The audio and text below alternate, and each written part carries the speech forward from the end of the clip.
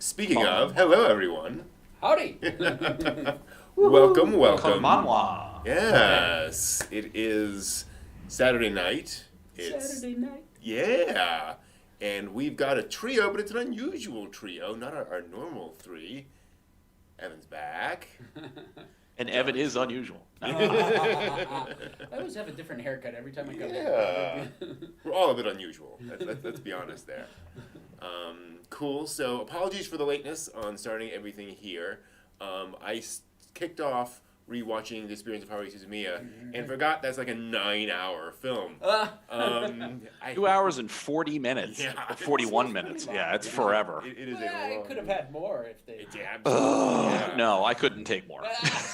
Oh, I would take more of that any day. I just kept thinking of the pros and cons of time travel. I mean, Mm-hmm. time travel's boring. What about the pros and cons of like somebody who can make giant time quakes? Yeah. No es bueno. Bit of a problem. The ripple. Sometimes causes issues. I did see a live-action Korean TV series recently called Sisyphus that dealt with time travel. A guy who creates a quantum time teleportation system and inadvertently causes like World War III. It was great. It was great. It had me on the edge of my seat. Cool. Inadvertently causes World War III. Wow. When hasn't that happened? Let's be honest. Whoops. Kind of the it's kind of how that works. I just wanted to go back and make my electric bill not late, so I didn't have to pay the fee. And I started World War III. Ah, dang That it. was one of the Yeah, that things. happened, yeah. People would try to come back because they had regrets and they wanted to do something about their regrets. But there's a whole lot to it. It's definitely Never that easy. worth seeing. But it was all in Korean, so I Okay. had to do the subtitle thing. So being awake enough to read the subtitles is always good.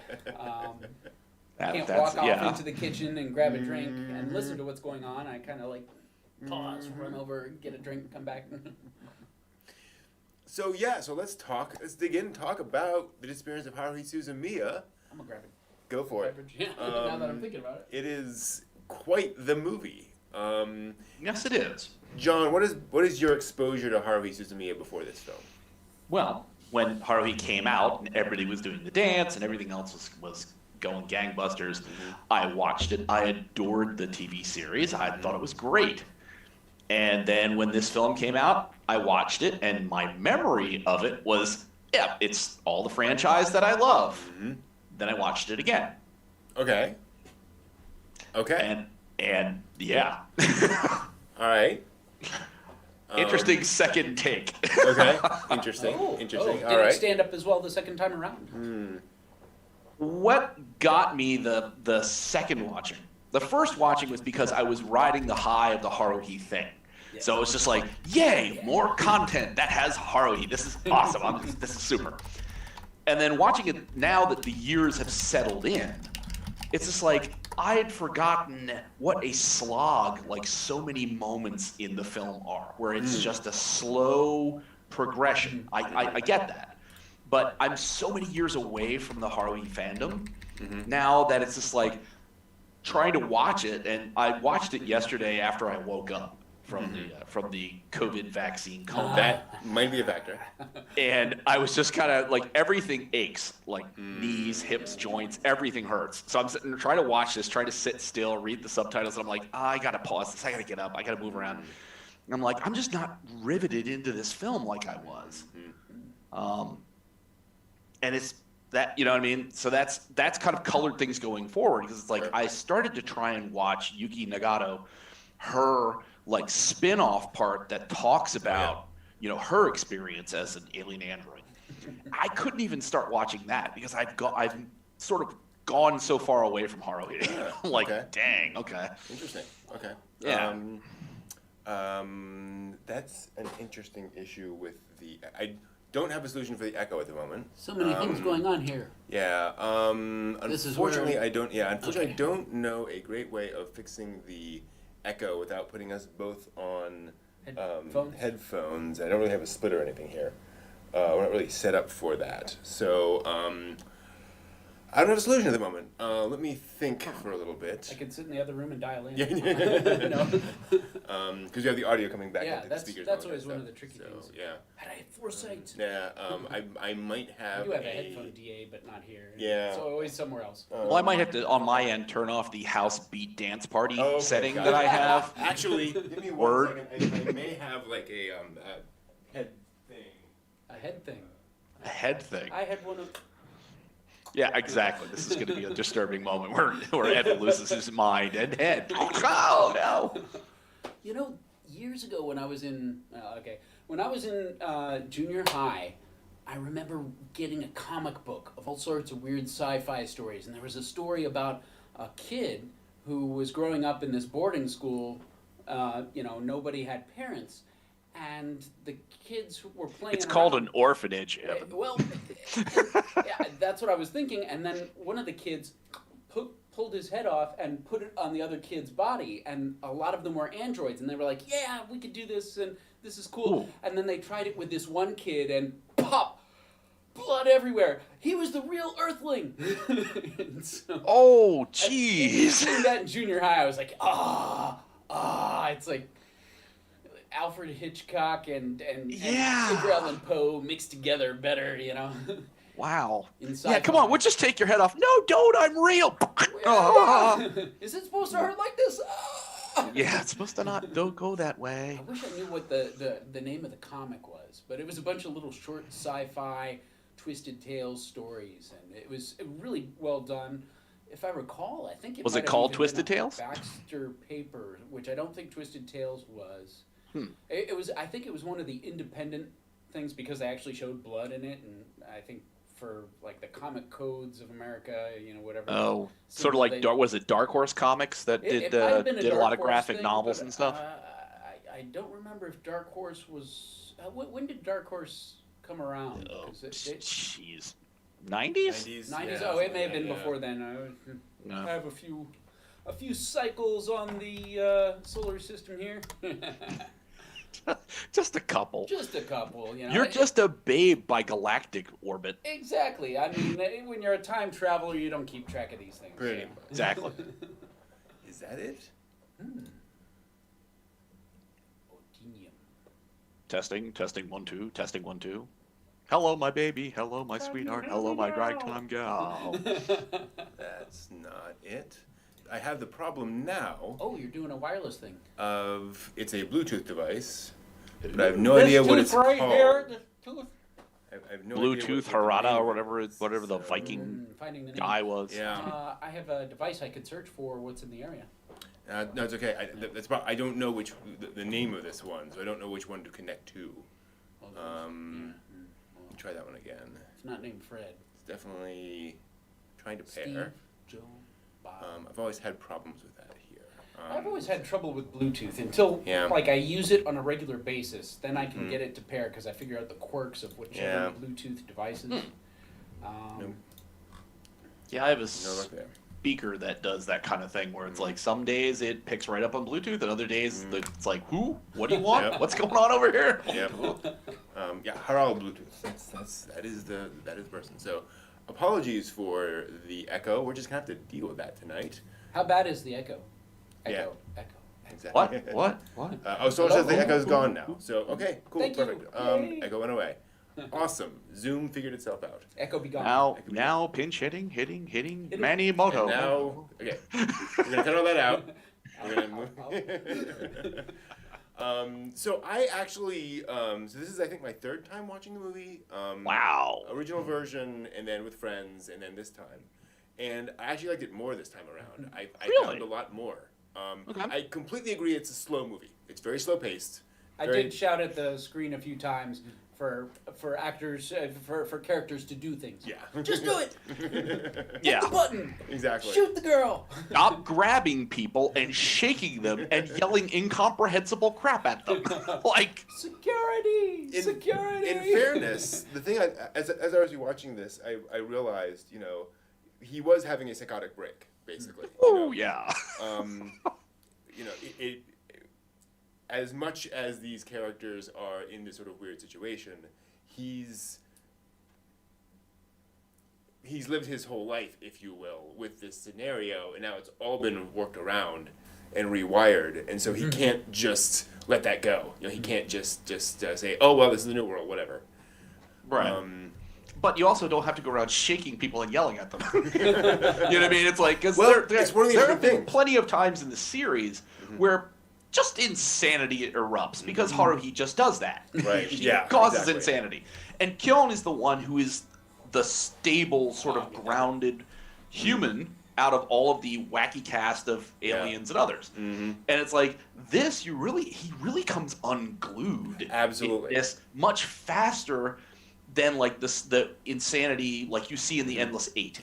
Right. Like his insanity grows by the time he hits the 15,000th cycle, which means he was relatively like glued together for 14 and change. So yeah.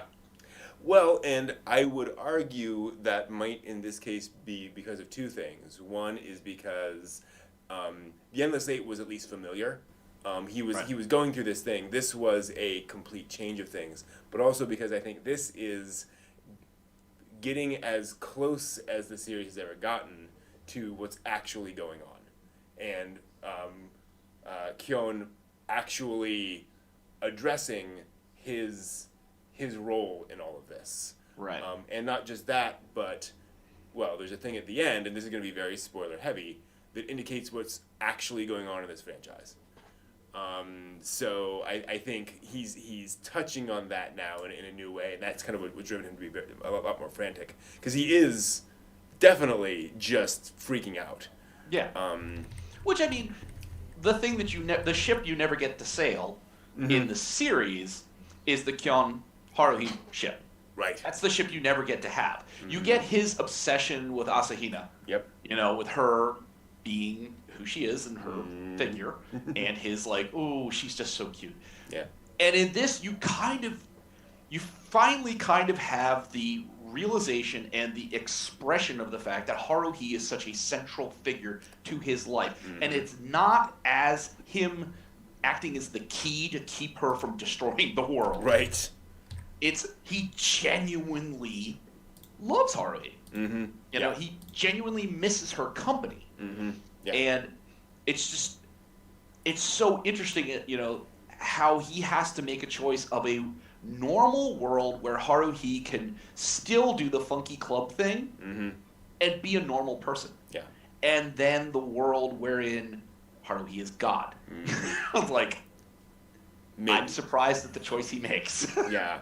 Well, that's the interesting thing. Like, when you see the regular versions of these characters, it was so fascinating to me jumping in and seeing what I always call the disappearance version of Yuki, because you're like, oh, it's Yuki. Okay. Oh no, like she's not just some quiet girl. She is a painfully shy, like almost unable to relate to other people kind of a shy person. She's a kind of, not quite a broken person, but she's definitely got, social anxiety to an nth degree. Yeah. And and you see that and you realize, oh wow, this version of her is actually pathetic. And I mean that in the kind of dictionary sense of you feel very bad for her. Right. And I think it's one of the and then you see the Mikuru of this version, and she has kind of a normal life, and it's all fine and so forth. You see the Haruhi version of this universe, and she is. And let's see if I can find. Yeah, there we go. And when we first see her, lest we forget, she's kind of miserable. She's just living her life, but she's just, something's wrong. Something's not the way it should be. And it is encountering Kyon and the wrench that he throws into his reality that completely changes that. Well, even for her misery, that the fact that she's still with Koizumi and hanging out, and talking, and interacting, and that Kyon's friend from class, who's like, "Oh yeah, I went to middle school with her. She was completely tapped out, whacked." Yeah. You know what I mean? Haruhi is a duller version of the Haruhi that Kyon knows in his world, Right. but she still has that same fire. Right. Like Absolutely. once you get her, stop being in the elitist school moment, and you sort of light that little spark, it's like, wow, that's so interesting. Kyon could have that Haruhi. He could have the interaction with that Haruhi, and she's committed to, yes, let's do this club thing you talked about. This is awesome. We'll investigate cool stuff. It's like, wow, you could have that. And not have to worry about closed spaces, not have to worry about these spectral beings wiping out half the city. Right. And you could have normal stuff, but Right. still just the excitement. That's Right. just, And I think one of his points is that even that excitement would be a copy. It wouldn't be the real thing. It would be running around and imitating right. what it was in his universe. But think how safe it would be. He enjoys the chaos. He Okay, really we enjoys talked about the this before, chaos. John. He enjoys the chaos. It definitely would be safer. Right. And Yeah. he'd have another potential love interest or relationship. But it's not as exciting as having real time-traveling espers. Which he points out that, Yeah. it's just it lacks that certain thing. And it's like, it's just so interesting to see, this world, even though Yuki is the one that brings about the time quake. No spoilers. Yeah, spoilers. All right. Spoilers. Spoiler. Sorry. It really feeds into Kyon's constant during the series of just like, oh my God, why can't she stop doing these things? This is just what's up with you people? Why are you a future person? Why are you an Esper? What the hell is happening? And let's just jump to it. This movie is where we finally kind of get the big answer, in my opinion, to what's actually going on, because Kyon actually finally does a thing. In the very end, he's talking to Yuki, and they're going over all this, and he looks down and he says her name, which means snow. Yep. And it begins to snow. Snow. Because Haruhi isn't the god of this universe. Kyon is the god of this universe. And it isn't the fact that Haruhi is spinning all this and making all this happen. Kyon wants adventure. He wants aliens to exist. He wants time travelers to exist. That's why the whole opening monologue is about him saying, I've grown up, I've gone past all that stuff. I don't believe in any of that anymore, and it's kind of unfortunate that I don't believe in anything anymore. And it's why I think the pocket world isn't what he's after, because it's just normal life again, just with interesting people, but you don't actually have real time travelers and espers running around. And so I think the point they're driving here is that Kyon wants the craziness deep down. This blew my mind when he said, it's not Haruhi who's in control, it's Kyon. I started looking at it in a different light. I was like, what? No? Yeah? Well, yeah. And it really, it was very thought-provoking hearing that, because I hadn't thought about it from that perspective. And when I think about it now, he is the mover and motivator of a lot of these things. He can react or not react, and things will or will not happen. And one of the things that I found really appealing is we're seeing it and hearing it from his internal monologue. Right. And that was a very different twist than a lot of things. So not knowing other characters' inner monologues, I didn't really feel that I had as good a grasp on what their real integration into this was, right, as well as I did Kyon. So you also have the other interpretation. If I recall correctly, I did not pay this close attention. Yeah. When Kyon wakes up, he talks to Koizumi, and he talks to everyone else. They don't mention time traveling or espers or anything like that. They're just talking about their normal life. It could be that Kyon is in a normal world. He hit his head. He's woken up, and everything's back to normal. But no one's a was time traveler or Esper in this reality. All a dream. It was all a dream. This brain aneurysm. At least they weren't clapping for him when he was in the hospital. Like, oh God. Well, I think that's an interesting analysis of Kyon being the one that's in control of the world, because that gives a lot of good reasoning for why the program doesn't have Haruhi as the actuator. Mm-hmm. Yeah. Why it's Kyon who's the actuator for that restore program. Yep. He controls whether there is espers and aliens and time travel. Because if he doesn't, if he, actively chooses to not have that be, then they don't exist. Yeah. I agree though. I would love to have the background of what Koizumi and Haruhi, what is their internal dialogue in their world when they meet with Kyon? Yeah. You know what I mean? It's like, is she as wacky as has been indicated by Kyon's friend? Oh, in middle school she was nuts. Yeah. Is she still kind of wacky? Mm-hmm. Or is she just totally like normal, not dead inside, but normal and just sort of dialed into the fact she's a high school student and she has to represent the school and blah, blah, blah. It was middle school phase. I was excitable. Now I'm Shunibyo, mild 8th grade syndrome. Yeah. Yeah, exactly. I was just thinking that. I am the Dark Flame Master. Oh, no, you're not. No. Put it away. I just watched that recently, too. Love, delusion, and other things. Shunibyo.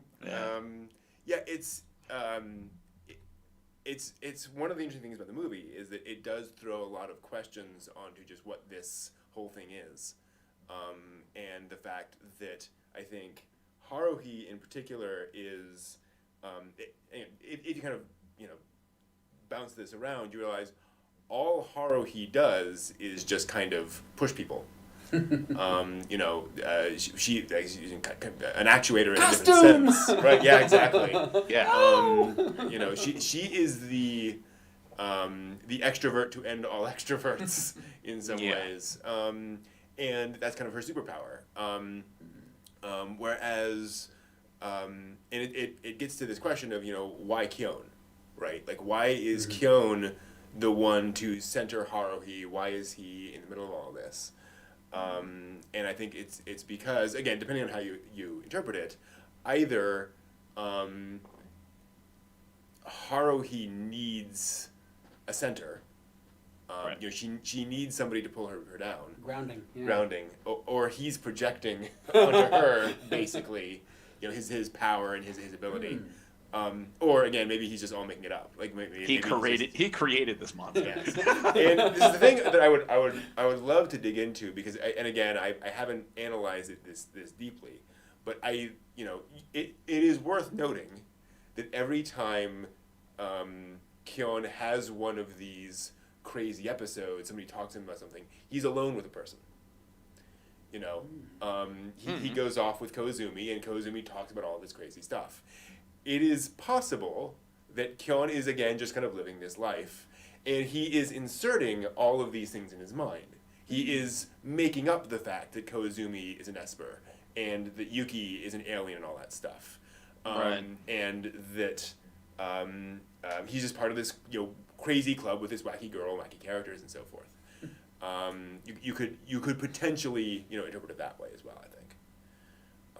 But let's talk about Yuki for a minute in this, because Yuki's definitely the tragic character in this movie, I would say. Because they talk about this in season 2 about how over the course of the Endless 8 she was definitely getting worn down by all of that. Well, she said it was 15,000 cycles. Mm-hmm. Yeah. And it's like, and Kyon only figured it out, slowly but surely. And it's like Yuki was completely aware of all of the cycles. It was tracking it, and just like, wow, there's nothing like living eternally. Yes, exactly. And that's kind of the thing about it is it's like, okay, is he ever going to break out of this? Like, who knows? And when you find out that Yuki is kind of the one who has driven all of this, and the fact that she has, again, kind of spoilers, kind of not to get too deep here, but she kind of commits suicide. She rewrites the world so she doesn't exist in the way she did before, and she's now just this regular girl.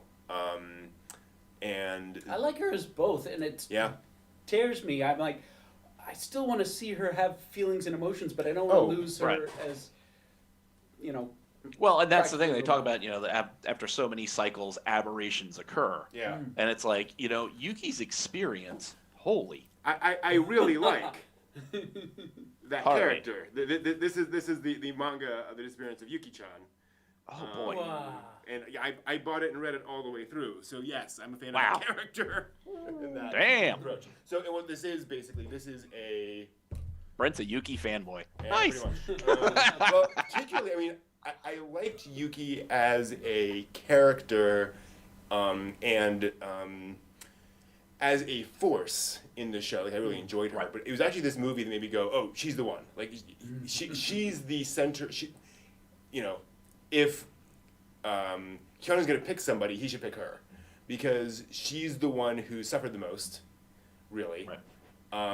And she's the one who kind of needs somebody, if you will. So if those curious, this is the Disappearance of Nagato Yuki-chan.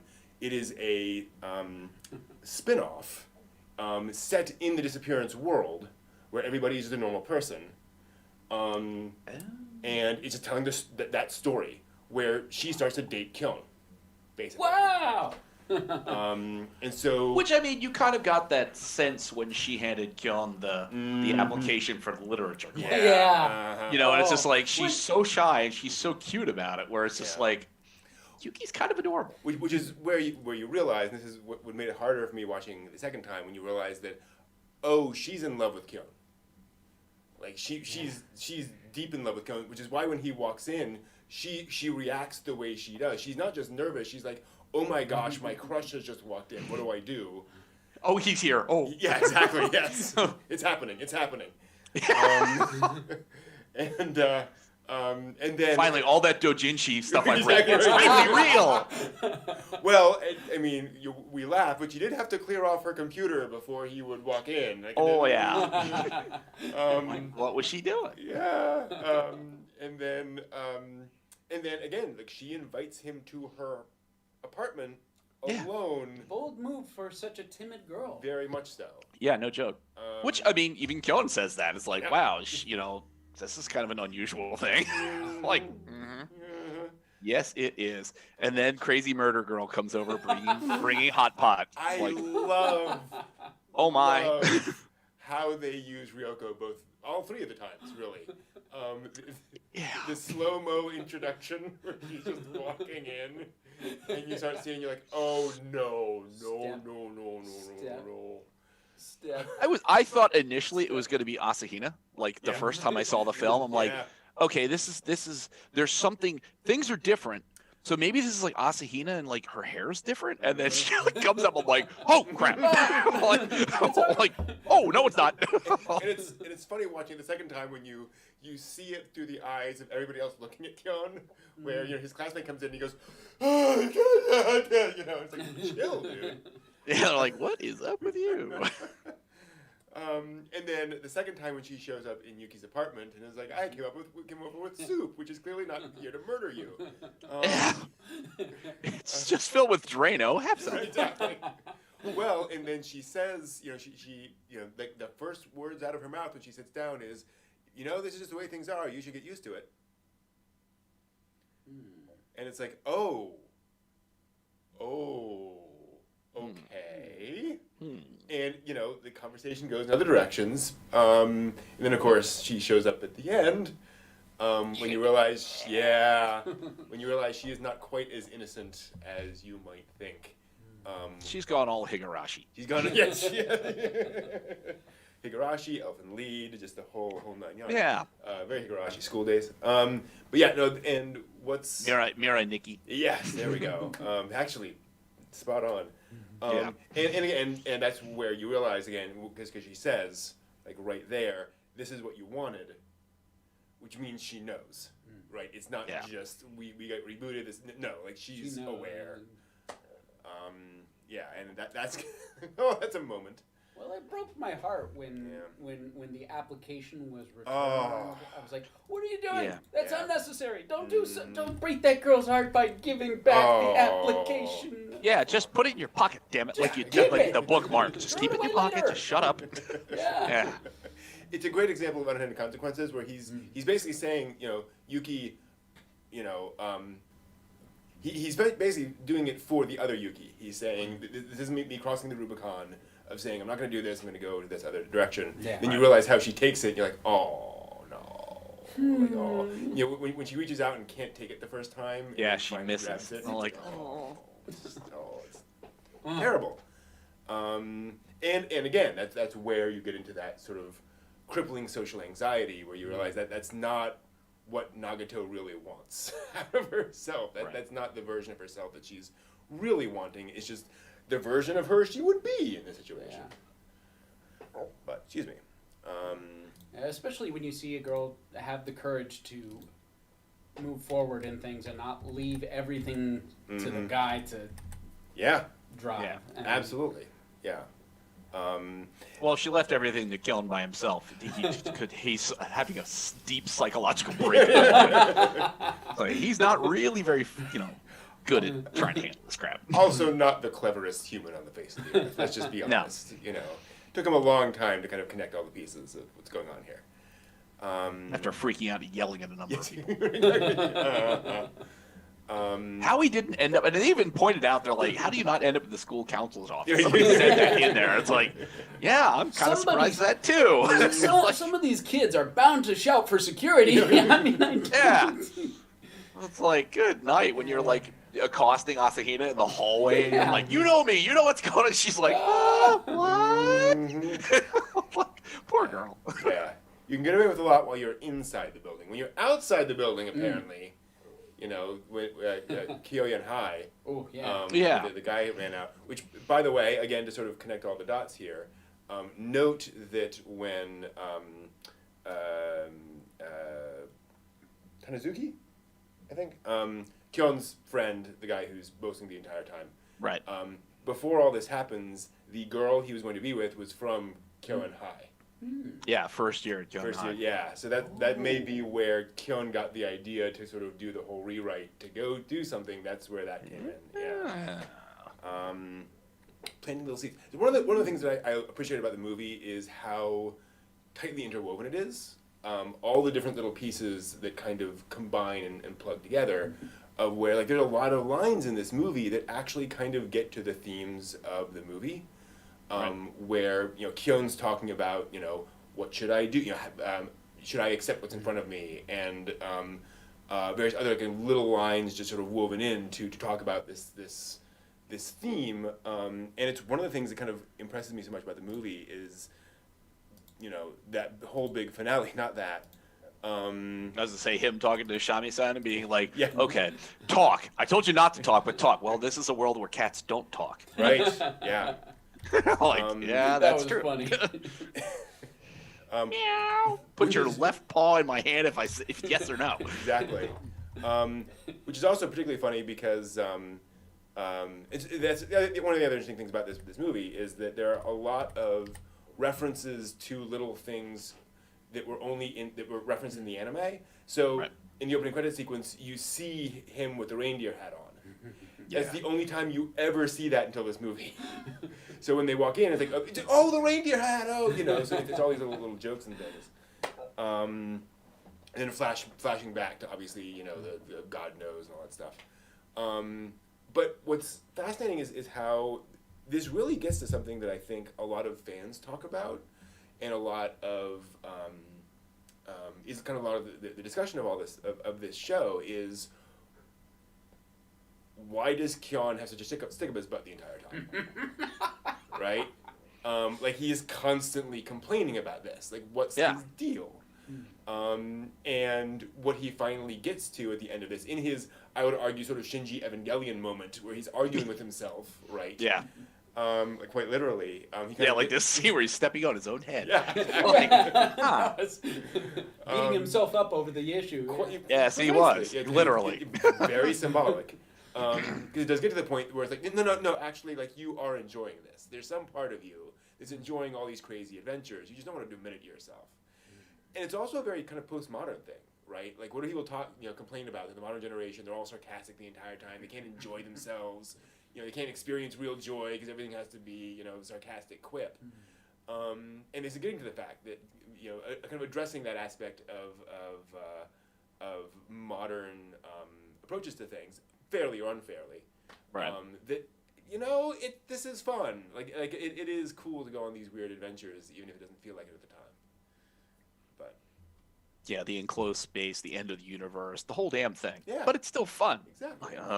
Sure. But I think that's where, it's the sort of double-edged sword for Yuki is the fact that the aberrations are building, and her affection, even as the android self, her affection for Kyon, it's like her time quake achieves both ends.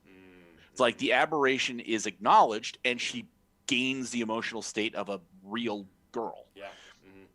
And it gives Kyon that out. Yes. There isn't crap to complain about. There's not like, oh, I'm so put upon. I have to keep Haruhi in check all the time, and I have to be secret about it. I can't tell her. Oh. Yeah, and it's like it gives those two characters the things that they want, and Kyon is the one who really says no. Yeah, and it's like absolutely. Yuki, I don't think Yuki was gonna say no. You know what I mean? That's why she did this.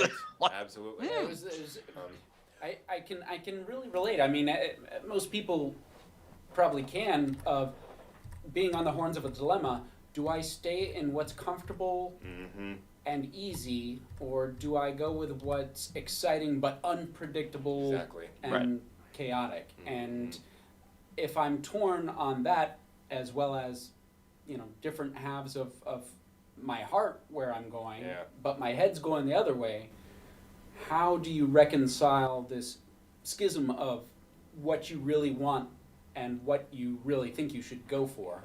Right. And that's the cognitive dissonance. Absolutely. It's the dilemma I think we all face, like you're saying, all the time is, I have a choice between the exciting and the safe, and those are not like, it's not like you should do one or the other all the time. Right. You can have a combination of the two in some respects. Absolutely. The third way. But facing that thing that sometimes, the right thing is not the easy thing or the comfortable thing. Right. And kind of dealing with that in still a very wacky and Haruhi way. Absurd time travel and things getting thrown on top of each other, and now I'm viewing myself in the past experiencing a thing, and I have to remember a thing for the future to tell myself when I come back here to the past. to change. Yeah, I loved that fact about the film, and I had forgotten entirely about it, where when Haruhi says this is the second time I met you, or that I met you twice before. Yeah. And it's just like he himself had forgotten about him yelling down the road, when you meet John Smith, he's going to shake the world. And it's just like, how are you wrapping your head around the fact that you have solved this, but you have not solved it? Right. Because the things that you forgot, now you have to remember again because it's going to happen again. It's like the Endless Eight all over. You're going to do this at some point again and have to do this all in the format. And like, oh, no wonder why you got to flip it out. And you get amazing things like, season 1, 4 episodes in or 3 episodes in, Kyon tells Yuki, hey, you look better without glasses. And then she comes in without glasses, and now we know where those glasses went.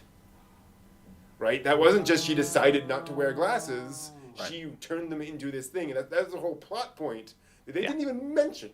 That then gets turned into this whole thing. It's, oh my gosh. A giant hypodermic needle. No, let's go with something a little less like that. How about a gun? Grasshopper of Men in Black. Okay. Yeah, it's a needle gun. Go for it, sure. Then he just points it at Yuki. He's like, good.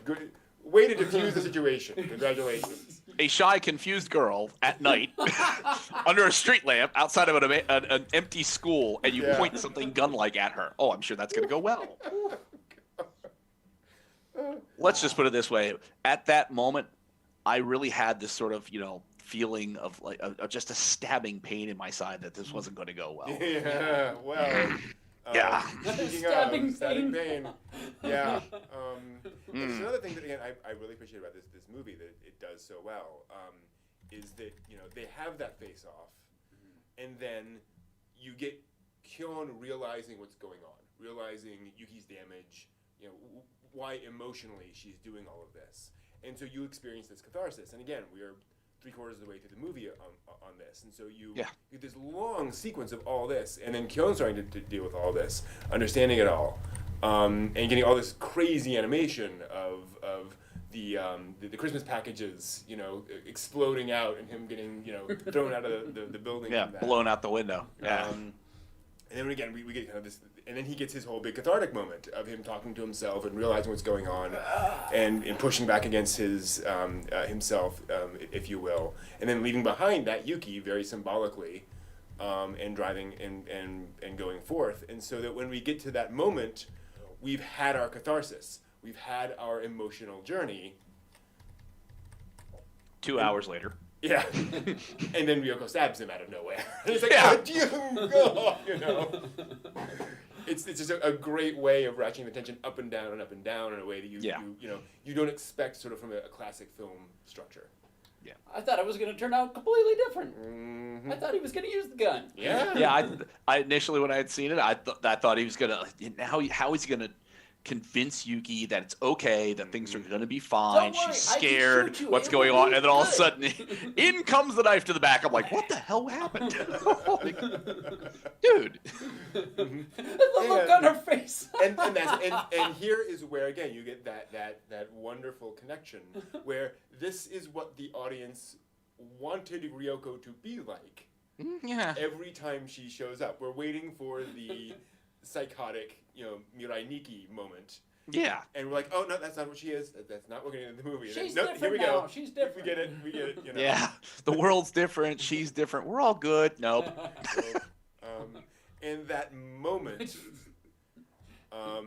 where she, boy, talk about creepy. Nothing like being stabbed by a cute girl. Yes. No, when she spins around, and I don't think I'll be able to get the exact moment. And splatters Yuki. Splatters Yuki with the blood. Yeah, that's the one. Right on the glasses. Yeah, that's not a good moment. And again, it gets back to the fact that Yuki thinks she knows what she wants, but there are unintended consequences of what she's doing, and that's kind of it's one of the reasons why this isn't really how it should be. But go figure. Consequences for an enormous space-time quake. Hey, I would never have imagined. Strange, ripple, right? ripple. Yeah, and it's one of the cool things about this movie is again, it's kind of it's one of the things I love about this franchise is how it is able to both be silly and goofy and ridiculous, but also kind of delve into these sci-fi topics and go like, no, like this does get really complicated really quickly, and this shouldn't make sense. This shouldn't work.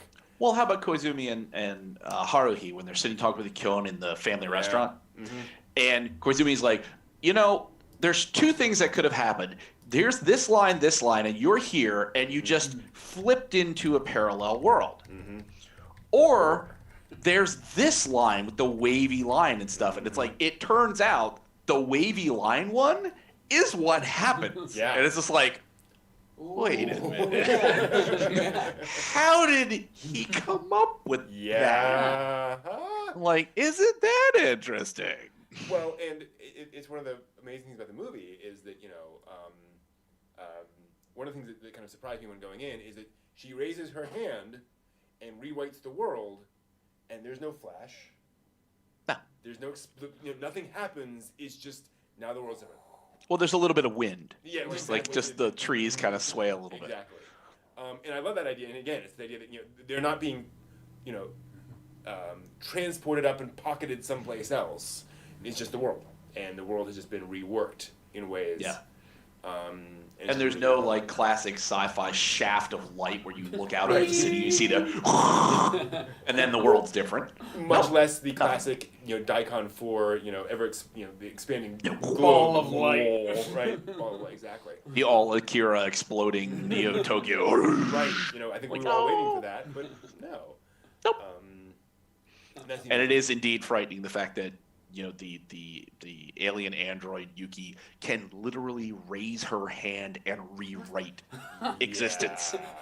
Well, and Like, wow. and Not even Asahina, future travel girl, has those kind of powers. She knows what's going on, but she can't do really anything like that. no. And so subtly, it could be Yeah. happening all the time. Exactly. Yeah. Right. Well, and she says that at some point, and she said, if you tried to intervene beforehand, I would have just wiped your memories and rewritten the world so it didn't happen, and that could have happened before.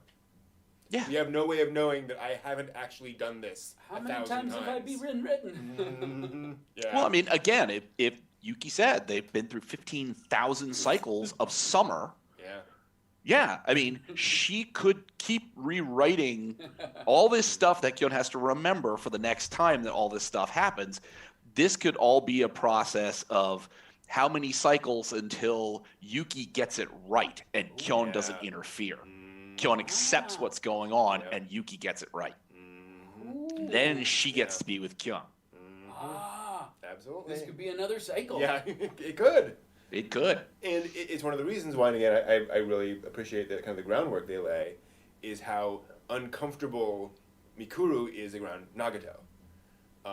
Which is, again, that's episode 2 of the original series. Like, there's as soon as she goes in, she's Nagato, she's like,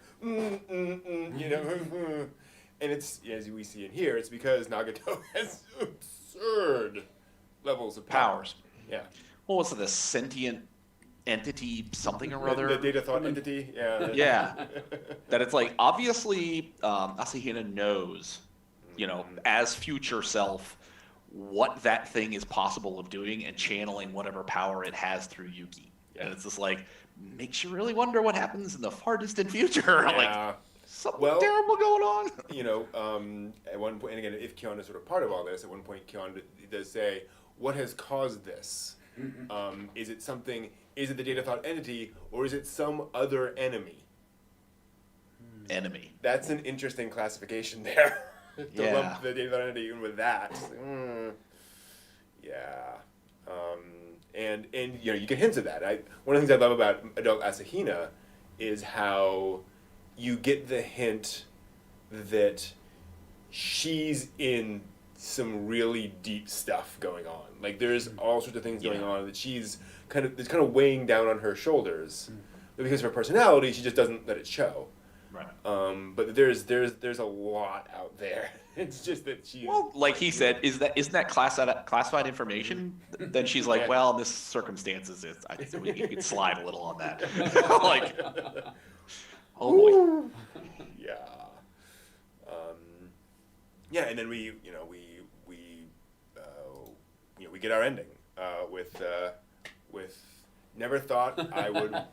I wanted to see Haruhi in a sleeping bag hopping around like a worm, but I did.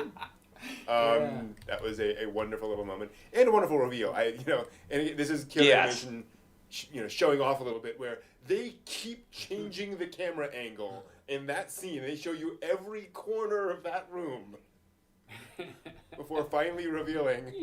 Well, that was the fun part. Like, Koizumi he just points. Yes. Points down, and it's just like, wow. Nice reveal, because none of us had a clue that Haruhi was like stuck there next to the wall. I was wondering why there were 3 apples. So Yeah. Why is he gonna eat all those? Why is he doing 3? Well, it's a very, I hate to spoil it for you guys. It's a Smurf reference. Oh. 3 apples high. But you wouldn't understand. It's okay. total. Ooh. Yeah. It all makes sense now. It's all comes together. It's about the Smurfs. This whole thing's about Smurfs. It's always all of Smurfs, exactly. But only one Smurfette. Yeah, and then not gonna. Okay, consider- change that's the the yeah. Moving on. Yeah. But yeah, and Haruhi has, and again, I love all the details about this, about how she's bouncing around and then she kind of kicking the sleeping bag off her legs. It won't stay there. I like the gentle pushing the hair. Oh yeah. And again, I think it's Kyoani giving us that little bit of relief. Right. Of now things are back to normal. Now folks are kind of doing their thing. We get a domestic scene, if you will. Yes. With all these characters. Well, and certainly the driving issue here has been Kyon's search for Haruhi and search for the normal, restoration of the normal. And that little brushing her bangs aside is that, like, ship, please? Yeah. Ship? Just say, I love you, Haruhi. That's all we need. Come on, Absolutely. do it. And you're absolutely right. It gets to the fact where, and like I say, I think, I'm very much a Yuki fan. But Kyon clearly has such deep affection for Haruhi. Another example of anime, which I think is kind of, might seem odd, is Ranma and Akane in Ranma 1/2. Okay. The two of them bicker constantly. Yes. But if one of the other gets separated, they're gonna They're find after each each other, and they're gonna rescue each other, and there is a fundamental relationship there, connection there, Right. absolutely, and you very much feel that in this. Yeah. I mean, Kyon has gone through a lot of crap to get to this point. Exactly. Yeah. When again, like we said starting out, the easiest thing to do was to accept what the normal was. Yeah. Get a little freaked out, a little whacked out, find Haruhi, and then say, cool. Right. Cool, we're good. We're good. Nothing's going to end. Nothing's going to be crazy. We're all good. And it's like, nope. You drove forward to find the real Haruhi again. Yep. But yeah. Sorry. Her waking up is it's just great. Fantastic animation. And it should also be pointed out, this is, still relatively early in KyoAni's ascendancy, so to speak. KyoAni is at this point sort of starting to really ride high on all of their successes. I think this is their first movie, if I recall correctly. Wow. Yeah, because the Kyon movie didn't come out for another year or two, I think. And in fairness, you can kind of see it, right? Like this is a, really cool, really interesting film, but it doesn't have kind of the scale of the spectacle of a lot of the other films.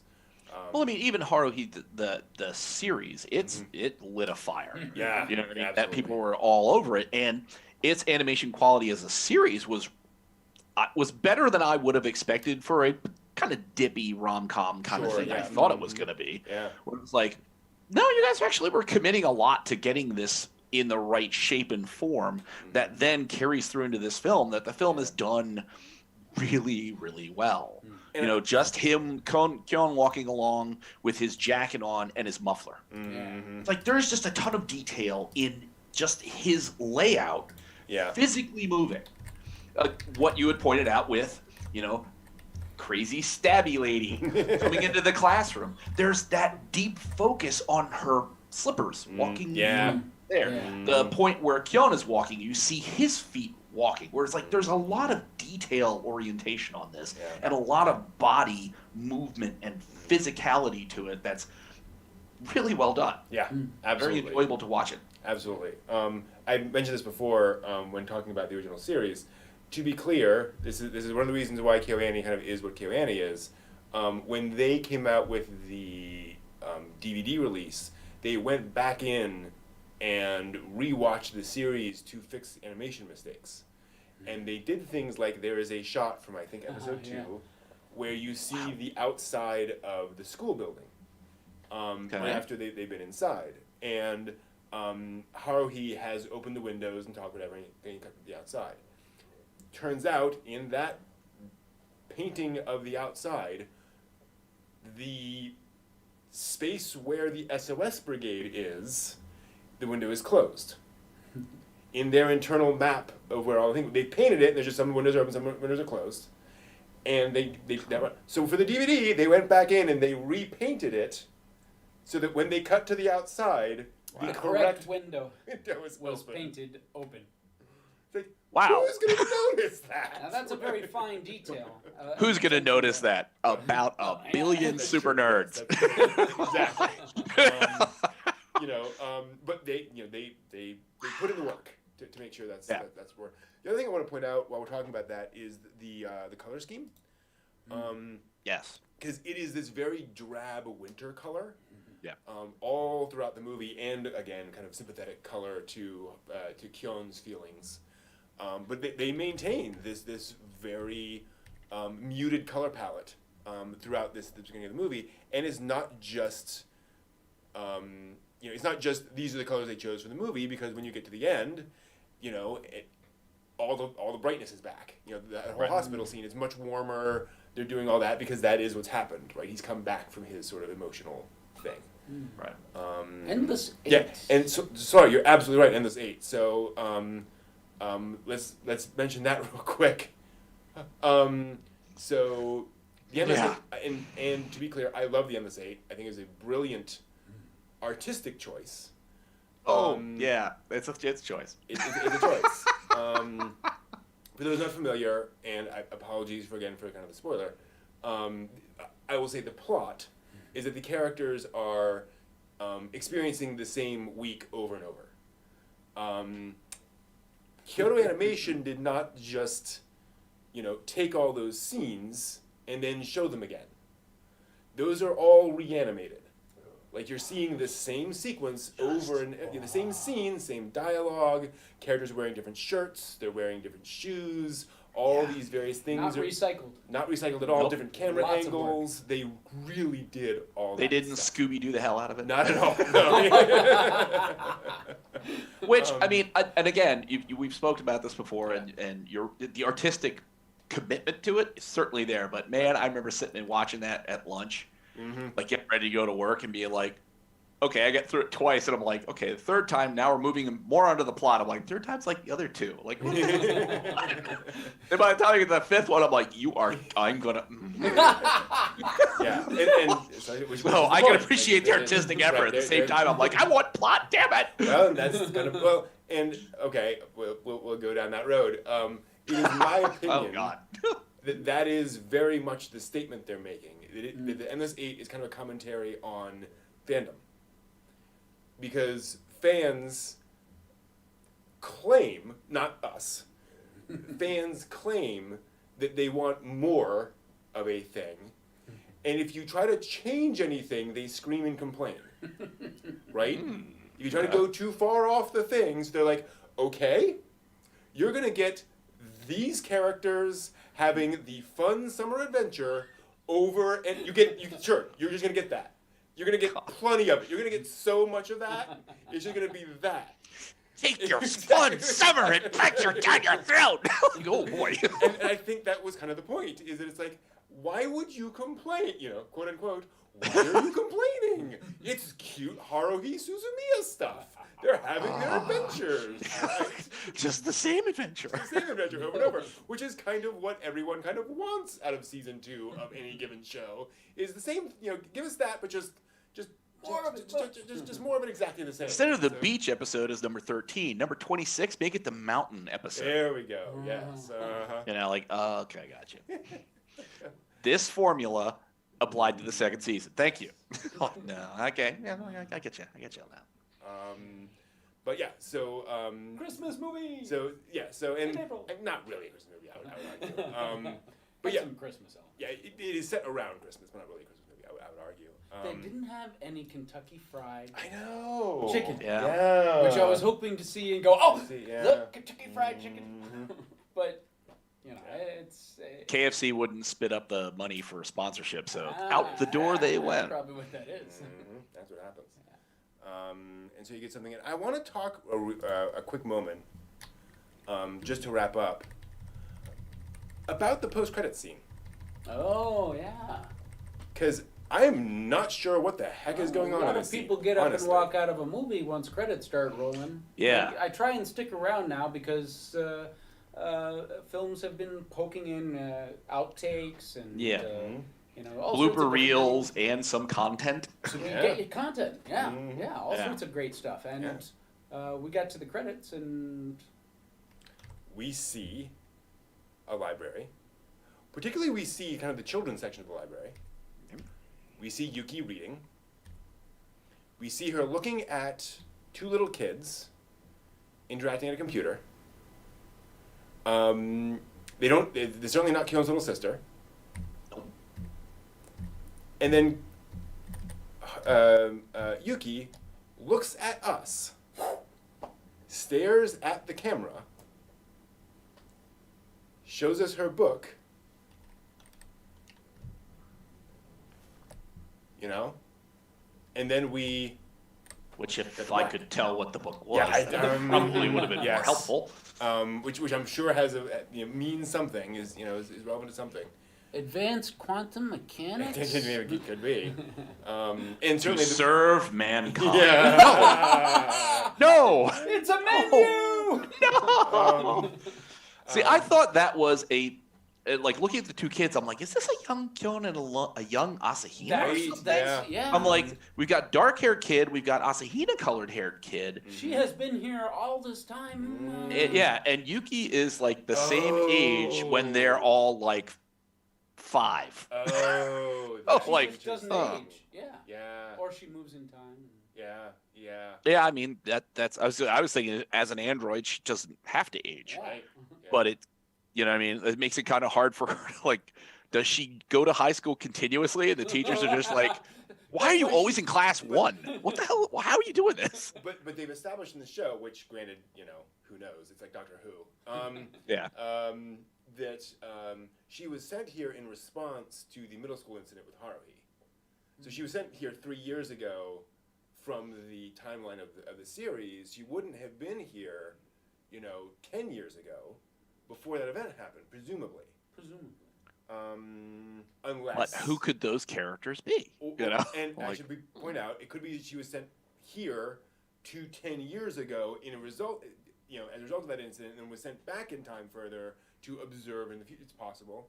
That red hair with the yellow bows, It does look. Or do you think that's a Haruhi with lighter colored hair? I don't think so. It looks an awful lot much like Asahina's hair. It does. It definitely looks like Asahina's hair, but that doesn't look like any of the boys I know in the show. No. Except maybe Tanizaki. I forget his name, but well, don't look at any guy. of my junior high school yearbook pictures, because I don't look anything like that. I never did. That's true. I should listen to the audio closer and see who the voice actor is. That probably gives us the clue. Although sometimes they change that around. But yeah, it's an interesting scene. I don't know what they're hinting at there. Which, I mean, it's easily possible that Yuki time quaking, rewriting the entirety of existence. It is easily possible that Yuki, by her own aberration, has traveled further back to observe younger versions of people to sort of build the database on what were their experiences and what were they doing in these places and times.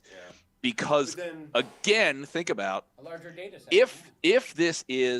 If Kyon has to remember things to repeat this another time, so he has to remember stuff, if Yuki can go back to a critical point and establish what reality would look like for Kyon and for all of them, she could rewrite that reality the next loop. True. And might even be able to rewrite that reality at that point when they're that young, where they won't ask these questions. Just realize what's going on, I think. Ooh.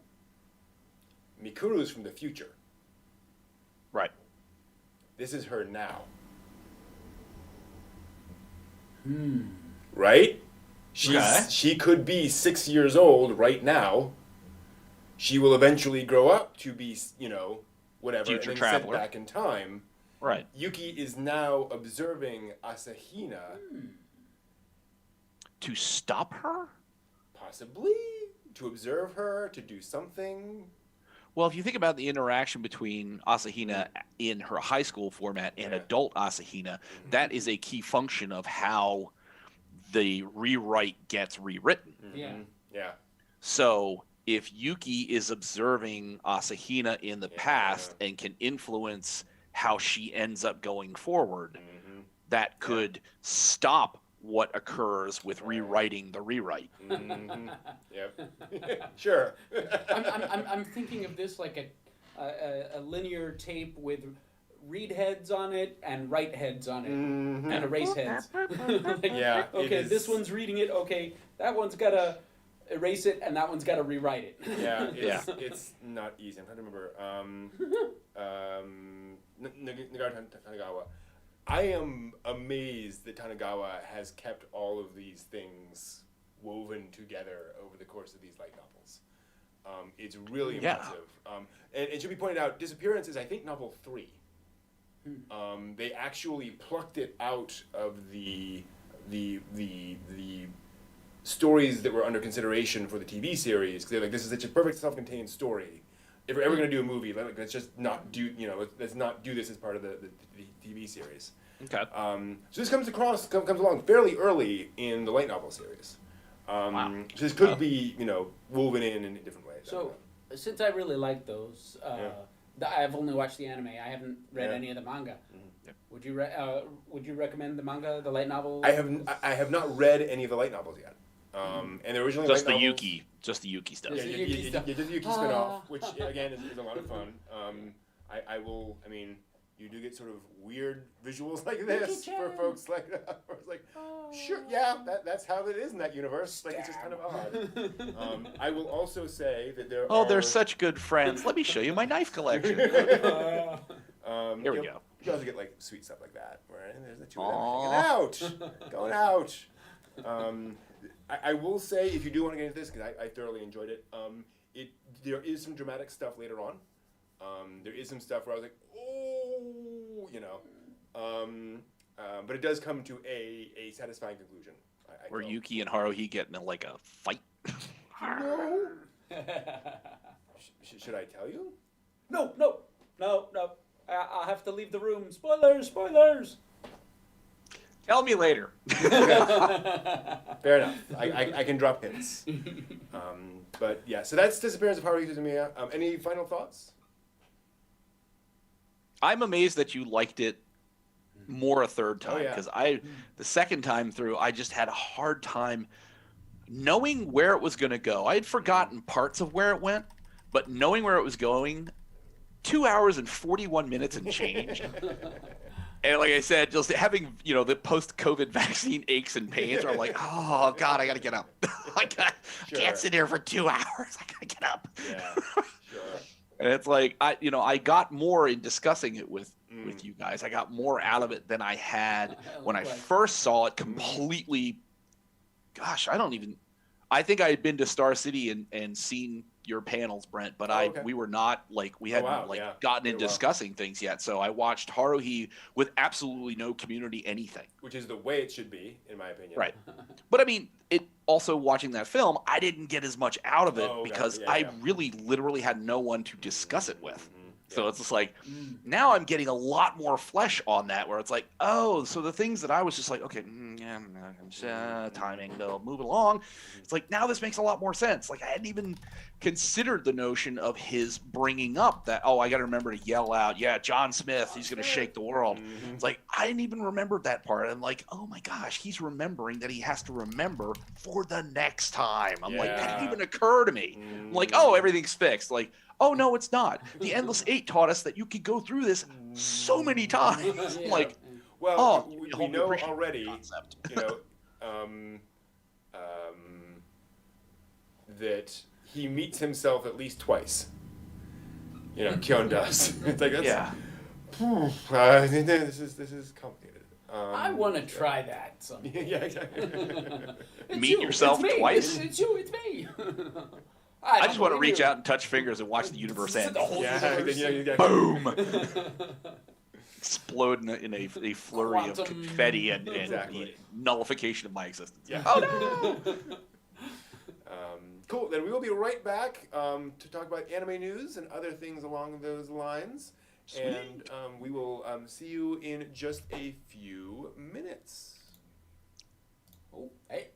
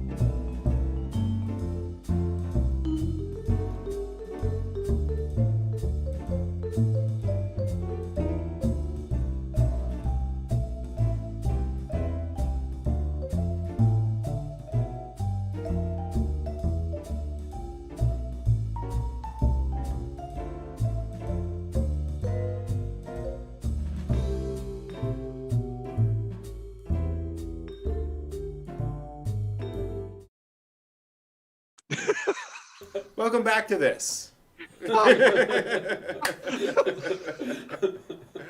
Awesome. Yes. So it is. We've talked about Haruhi for an hour, which is our typical thing. Yeah. That is kind of the way we do things around here. So what have you guys? Framed. Yeah, some frame cells. I'd love to see those frame cells. Yeah. I will show off some cells a little later. What's your week been like? What have you been watching lately? I've been getting extremely frustrated with this game is blankier than real life, or the whatever that is. I'm pretty close to rage quit on that one. Okay. Yeah. Like it is, again, as I said last week, it's like I've bought games, I've invested money in stuff and found it was just terrible, and then stopped. Like, didn't try to work around and try to do whatever, just done because I wasn't enjoyable. Yeah. And this series, it's like, here's somebody who is experiencing a terrible game, and they're not quitting, and it just keeps getting worse, and it's just like, Let the okay, misery maybe continue. if they really had come out that he's secretly a masochist, and then I can sort of kind of get it. Yeah. It's like, disappointing. Fair. But all the other, new season stuff, I'm trying to watch as much as I can. I've been fighting slime for 300 years, the dragon hunt, house hunting. Oh boy. And that's That was funny. yeah. Elves, who are into construction and real estate. Right. Yes. Classically. That's what elves are into. Yeah. Pretty much. So like trying to keep up with all that, trying to, I started scorching ping pong girls. Okay. And now I'm like usual, I'm stuck in the process of like my crunchy queue is like huge, and ping pong girls just keeps falling further behind. I couldn't get to it. I think by the 21st of April, Crunchyroll was cutting off like Koimuso, Wandering Sun. Oh. And they've cut stuff off of my queue because I couldn't get to it. Yeah. Because it's just too far down the queue. Yeah. I'm like, dang it. I think they cut off Humanity Has Declined. Okay. I think they cut that off too. It's like I was like 5 or 6 episodes into that. I was halfway through it, and then they Sorry, cut it. Earth, your credit's no good. Humanity declined. Yeah, I mean it's just so I'm. It's one of these things where it's like I need like a fairly good chunk of time in the mental fortitude to just sit down. And I need to clear the queue by watching everything and anything that I've got in there. I think they cut Rail Wars too. Okay. Yeah. But not for long. And I'm like, Yeah. So, doing the best I can. I'm managing as best I can for the How thousands many of shows series- and millions of episodes I have to watch. How many series simultaneously do you watch before you say, okay, I can't start another series because I've got too many trains of storyline in my head to like. I'm 1 or 2 episodes into like 200 different series. And currently I'm most of the way through at least the last 2 years of seasons. Wow. So the things that are 3, 4, 5, and 10 years back, I'm trying to get to a point where I could go backwards. I'm moving forward to the future to return to the past. Hey, that sounds kind of like our Disappearance movie, doesn't it? So it is just an incredible process because one of the things that we all recognize is that there's a lot of wonderful innovation that has occurred in the last like couple of years with regards to integration of CGI into 2D. A lot of really good work and a lot of craftsmanship that's gone into it. That 10 years back is sometimes jarring to watch. It's kind of like, whoa, boy. Wow, that car's CG and it's terrible. They were definitely still in progress, works in progress. They were fine tuning their skills. So and then this week, obviously, as I said to you guys before, the second shot. So now I'm fully COVID vaccinated. Nice. And unexpected pains, aches, and sort of chills and feverish kind of feeling like I didn't get with the first COVID vaccine. So this too shall pass. It's gotten a lot better. I mean, I feel fine, except for when I get up and it's like, wow, these are what the knees of like a 90-year-old feel like, huh? Ooh, there's the back and hips too. Wow, neat. I'm just gonna sit back down and watch more anime. Yeah, There exactly. we go. I'm gonna try not to move a lot. Yeah.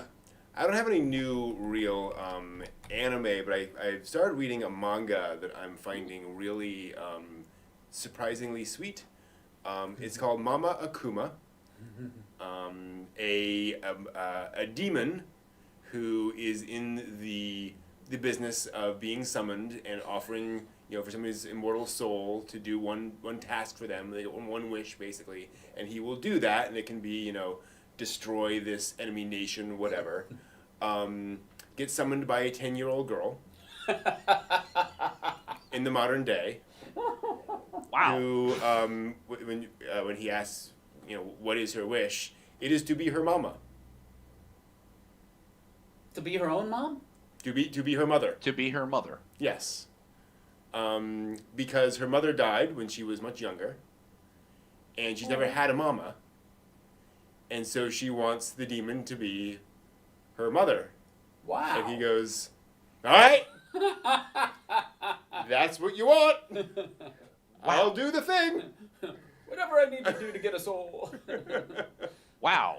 As Elsan's being summoned, it is not. No.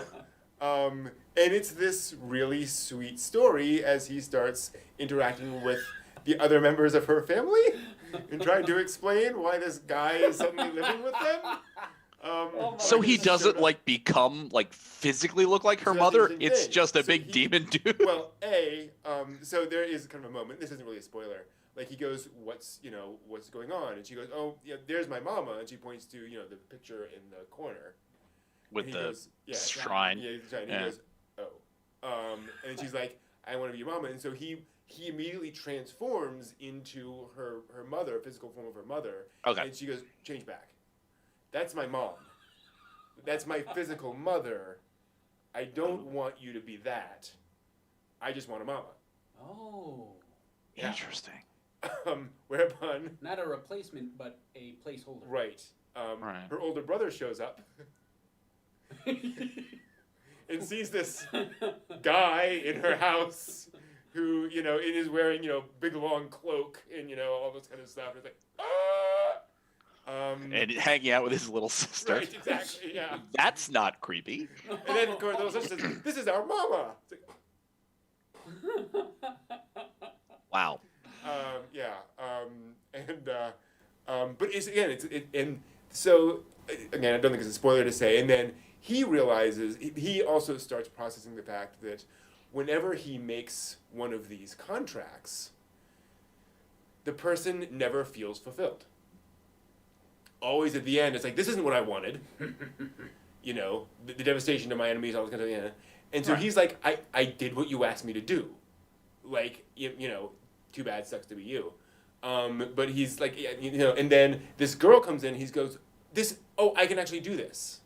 Like, I can do a thing that will give her sort of the emotional satisfaction, kind of emotional safety of having somebody around who is concerned for her safety and will keep her safe. And I am sure I can keep you physically safe. By decimating your enemies. Exactly, No. yeah, that's right, Hold on, wait. And he's like, I can actually have one person be satisfied with my work for once, basically. Job satisfaction. Job satisfaction. Right, after hundreds of years.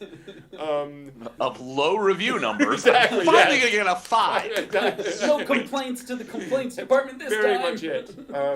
So it's very, and again, it is very heartwarming. It's very much kind of that slice of life, domestic comedy kind of thing. Just the Oh my. one of the characters is a demon, and and then has to go and do things. There's some fun moments when he's like, you need to do the cleaning. He goes, oh, no problem. And all of the clothes go, and she goes, that's not what mamas do. You have to wash it. Ah!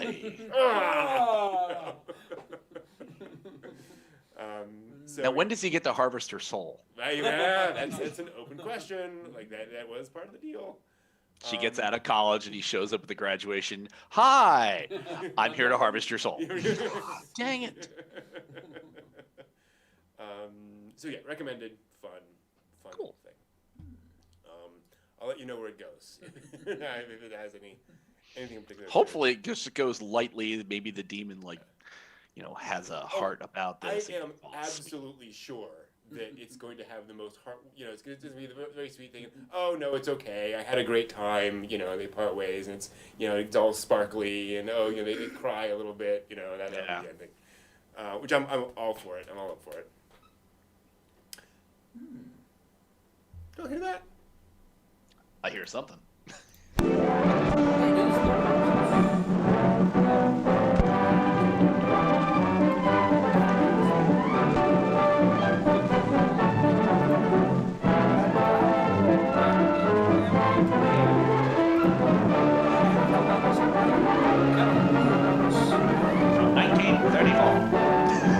Everybody likes the news. They like it broken. We break the news. They can all hear that, right?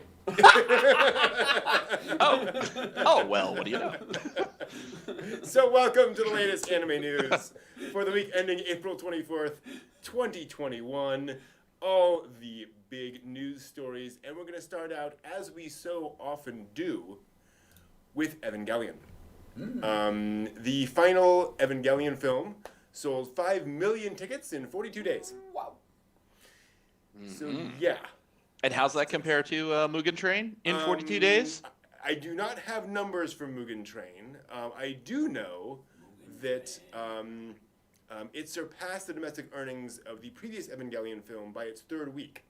Wow. So, more money in 3 weeks than EVA 3.0 made. EVA's picking up momentum. Sure is. Rolling down. Might be threatening the Mugen Train domination. Uh-oh. It is now the highest earning EVA film domestically and internationally, despite only ever having aired in Japan so far. Wow. To give you an idea. Wow. Yeah. Okay. Doing fine. Yeah. It also has the highest IMAX earnings on an opening day in Japan. We reported on that, I believe, last week, the week before. IMAX. Oh my! Yeah. To see it in Can you IMAX. imagine an EVA film in IMAX? I think. Yeah, that would be slightly insane. IMAX was 10% of the film's opening day gross. Wow. Whereas normally like 1 to 2%. Wow. So that's pretty nuts that we got something that high end on that. It definitely did very, very, very well. Now my question is, again, kind of that Mugen Train question, and it's a little unfair. It's kind of like every movie has to be as successful as Titanic,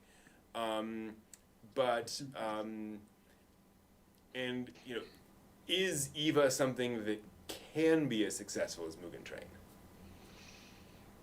Well, I mean, given the legs that EVA has, Mugen Train is his relative newcomer by comparison. So, the depth of EVA popularity, it's a good solid chance. Yeah, how many generations of anime fans have been able to enjoy EVA? So, yeah. It's a 95 show, so it's been around for 25 years now. Yeah. And it's like, Kimetsu no Yaiba, it's relative newcomer by comparison. So, and it did insanely well. Yeah. And in fairness, of course, it's at the front of people's minds versus EVA.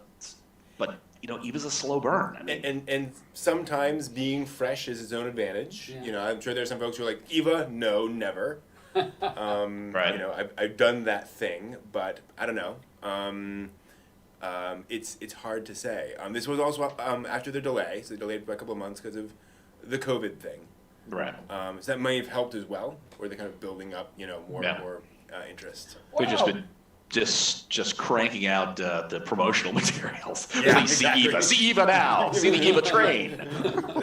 Please. But people are exhausting stuff on the regular channels, say Netflix and places like that. There were questions. Hey, are they running out of material? Where's new content going to come from? Where people have spent so much time binging that they've started to deplete the unusual stuff and gotten into other things that may not be as satisfying or the genre that they like. And I have a friend who's not thrilled with Netflix original specials. But I found a lot of them that I really like. So being able to go to the theater, especially IMAX, I mean. anime. Well, and especially speaking of Netflix, I think Netflix bringing on licensing Evangelion was it last year, was also a boost for the franchise internationally. Where now a lot of North American folks were like, "Oh, I've heard of this EVA thing. Oh, finally, there I it is." got a chance to look at it. Exactly. That definitely goosted it a little bit. Of course, then now that the Harmony Gold issues been all wrapped up, they're gonna just push Eva out of the way for Macross. Right. Come on, Macross. About that.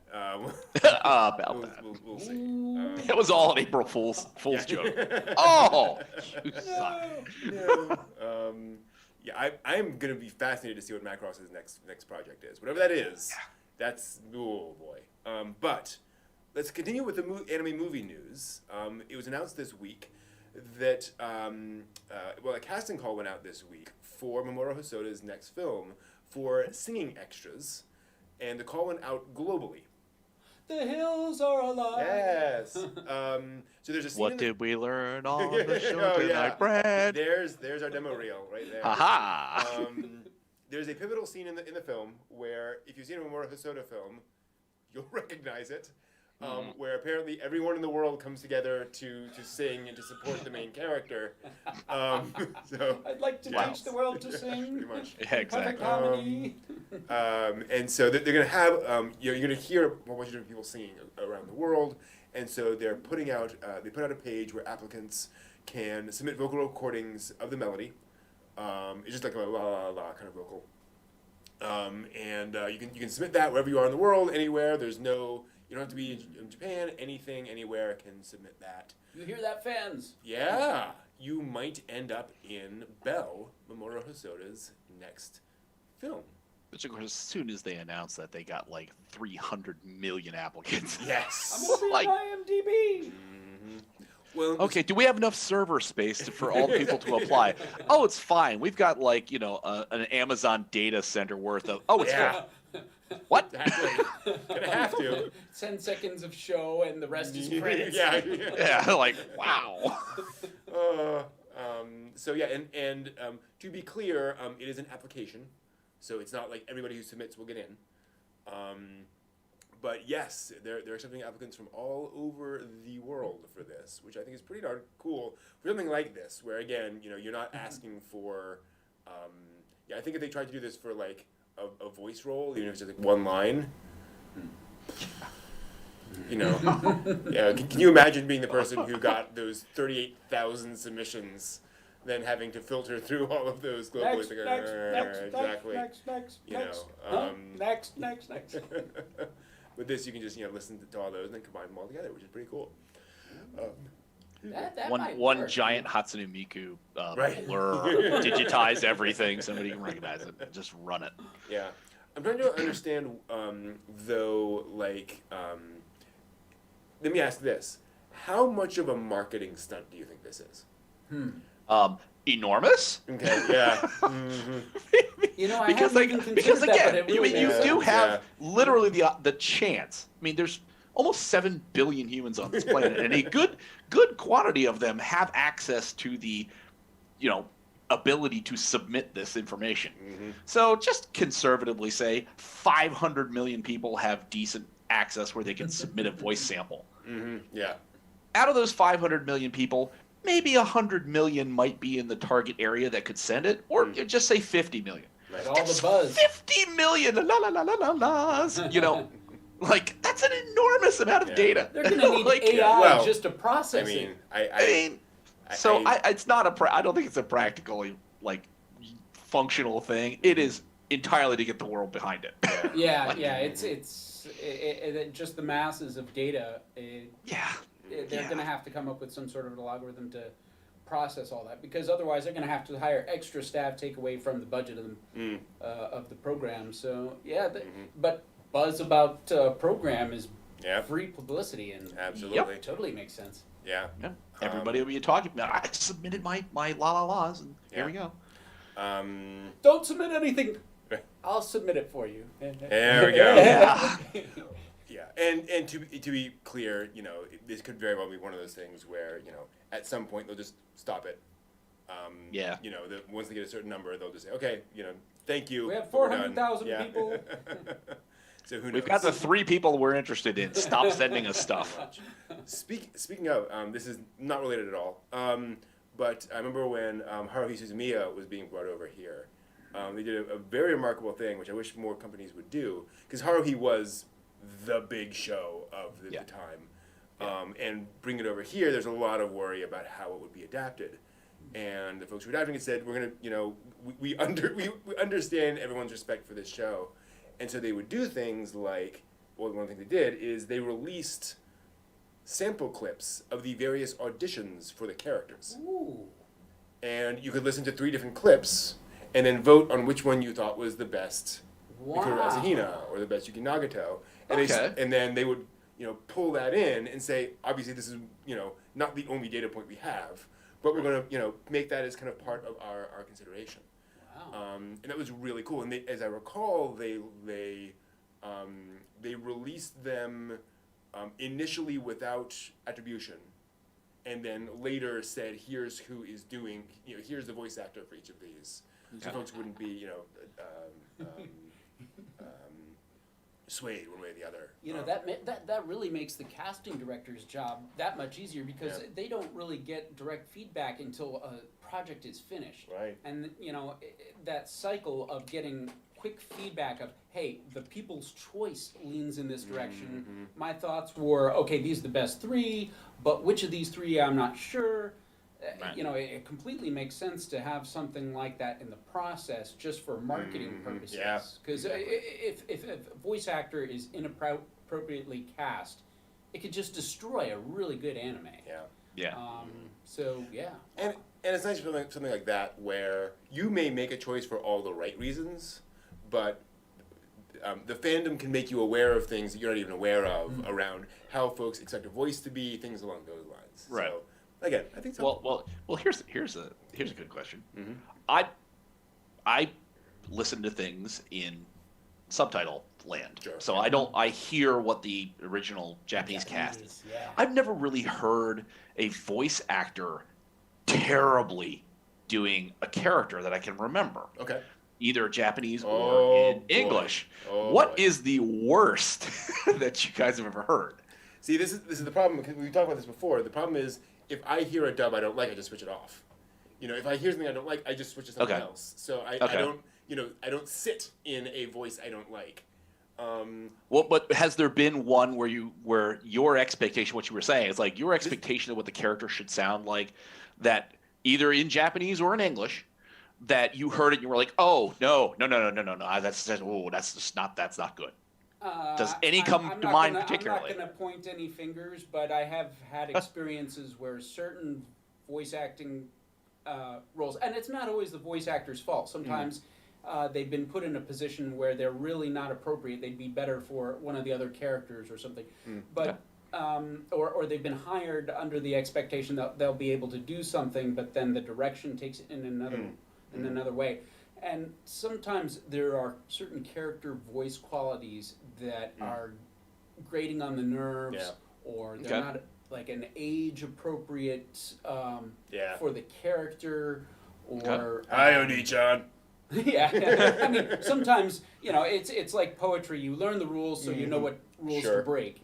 And one of the ones that I really like is not an anime, but Venture Brothers. Dr. Girlfriend speaks with a voice like this. Yeah, what's your problem, Monarch? And she's this hot chick, bikini babe, but she's got that guy's voice that's really low. And I have a question for you. Yes, I am a woman. and it just breaks all the rules in the right way. So sometimes it can be done, but sometimes it detracts from the story, and everything should add to the narrative. Yeah. Right. And the illusion of I'm in this story. Absolutely. Right. Yeah. I have one, and people are gonna kill me for it. It's heresy, utter heresy. I can't stand the male voice of Ranma in Ranma 1/2 in the Japanese. Yeah. Exactly. It just sounds like a woman trying desperately to do a man's voice to my ears. I switched over to the English dubs early on, so I didn't notice. But I've seen other women playing boys, and I'm like, that's not a young boy. Yeah, it sounded really off. Sometimes they're really good at it. Sometimes it's just and I don't mean to pick on ghost stories, but in Japanese with subtitles, the little brother in ghost stories, his voice is like fingernails on a blackboard. Oh, really? Okay, yeah. And it's like, but it's it's appropriate for the kid's character, right? So like it's not. I don't hate it because it's discordant with the actual what I'm expecting of that character. Yeah. It's just the voice itself is terrible. And it's like I can't think of too many where it's like I've had that where I'm like looking at a character, I'm listening to the voice and being like, wow, that just doesn't work. Yeah. This was one of those for me. And by the way, I think it's one of the reasons why the voice actor for that kid in Ghost Stories in English just plays him as it's for half of his lines. That is kind of the joke. Also, I'm not a huge fan of the American voice actor for Amuro Ray in original Mobile Suit Gundam. He's fine. He's fine. And I will say, for the first 10 episodes or so, he's just a little bit too annoying teenager, right? Grating voice, annoying teenager, and I think he found his balance later on as for that role. But it just he's doing the I'm a lot, which doesn't really fit the character as I see it in the Japanese versions, and so on. Where it's certainly there, but it's not as high up. Right. Stuff along those lines. Number of folks in the chat rooms have particular ones that. Goku in Japanese is weird for me. When I hear the Japanese Goku, it is played by a woman, legendary voice actress, and I think it's one of those things where probably like so many things, if you grew up with it in Japan, that's just Goku's voice, right? But when we hear it, it's like, oh, that's a take that I just wouldn't imagine. For me, some of the funny things are when I first. Oh, sorry, go ahead. Go for it. Of course, I have the canonical example. Oh. Wait. I need to make sure I have the right. Just verifying for accuracy. Before you throw the dart. There we go. General Septum from Gundam Wing. General Septum. General Is Septum. that like a deviated septum? I was about to say he was a deviant, wasn't he? It's a deviated septum.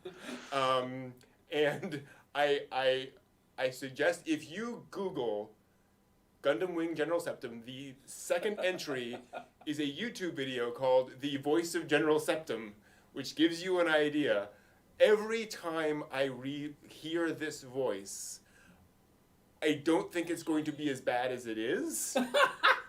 And it's worse. And I think, given what's all how I have clipped up, you can actually hear this because of our audio thing. So we'll see how much of this we can get away with. I'm gonna play a little clip of this. Your point being? You wasted 3 mobile suits just to bring a minor rebellion under control? That is his voice. It is this voice the entire time. That is General Septum. Oh, it doesn't vary? No, that is his voice the entire show. Wow. Moving into that once wow. in a while. No, that is always talk about that is his voice. Except Gilbert Gottfried. Yeah, exactly. It's the Gilbert Gottfried to be General. Clear, this is one of the more important, pivotal characters. He's not there for a huge long time, but he is a major plot point in this thing, played completely straight in the Japanese. Are you sure it wasn't a general plot point? Yeah. He comes on and you just go.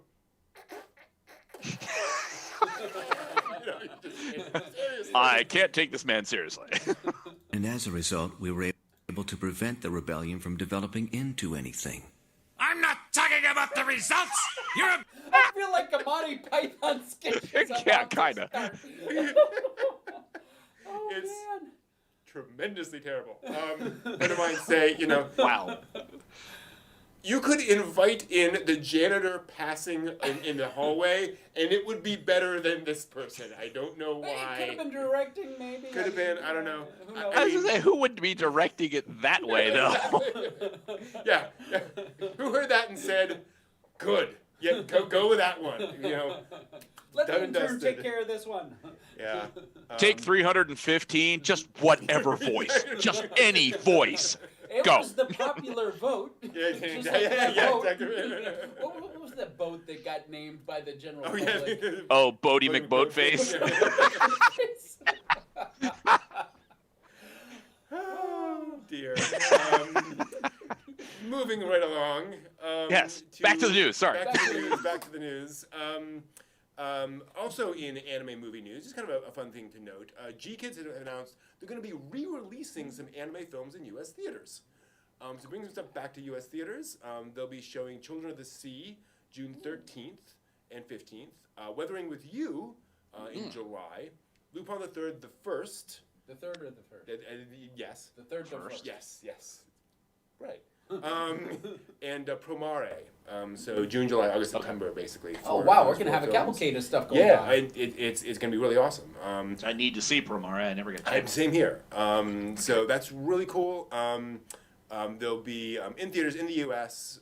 Basically one night only for each one. There'll be one night for the dub, one night for the sub. So you can choose. Let me guess, Wednesday and Thursday nights. Yeah, exactly. Because that's what they like to do to me. Tickets will go on sale May 14th. So you have a little ways to wait, as everything will chug along. On my birthday. What anime were those again?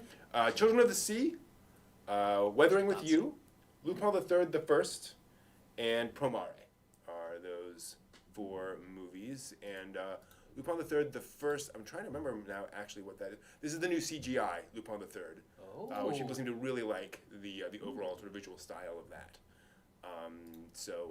That is a thing that will be out there. And Cool. Weathering with You it's kind of interesting because that was definitely a big deal when it came out. Yeah. Makoto Shinkai's latest film. So good news. And no news on how widespread it is. So just FYI. Coming soon to a theater. Right? Yeah. Maybe near you. In Los maybe not. Angeles. Yeah. Exactly. Yeah. Plane trip. Yeah. Exactly. So that's Coming cool. to an art house theater in Spokane, Washington. That's how I saw Spirited Away. When Spirited Away came out, Really? it was in a local art house theater. Cool. In Spokane, Washington? Yes. Oh wow. It probably was. It was a long but, drive. Yeah. So I drove Wait a for minute. an hour. If I'm on a roll, the lottery numbers will be. Where's my pen? I gotta write this down. Also, speaking of movie news, Crunchyroll has announced a Crunchyroll movie night program coming for the UK and Ireland.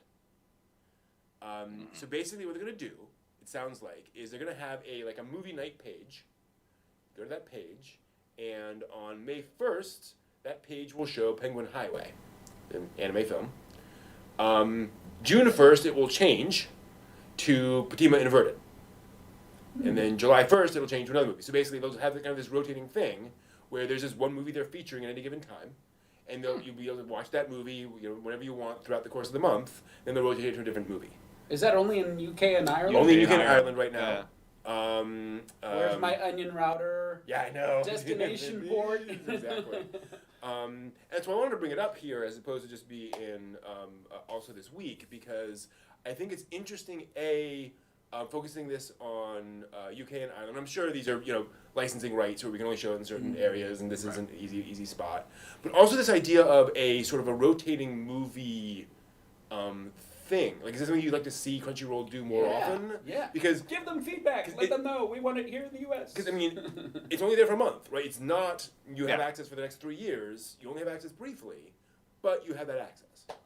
And in the Well, it's kind of nice to have that because for those of us who don't have Netflix, right? That to have the Crunchy movie of the month would that be fine? I think that doesn't add too much to the catalog, at least as far as trying to store that thing forever and forever. And it gives more flexibility than trying to be in a theater on Wednesday or Thursday on a specific date. You can actually get few friends together and watch a movie on Friday night.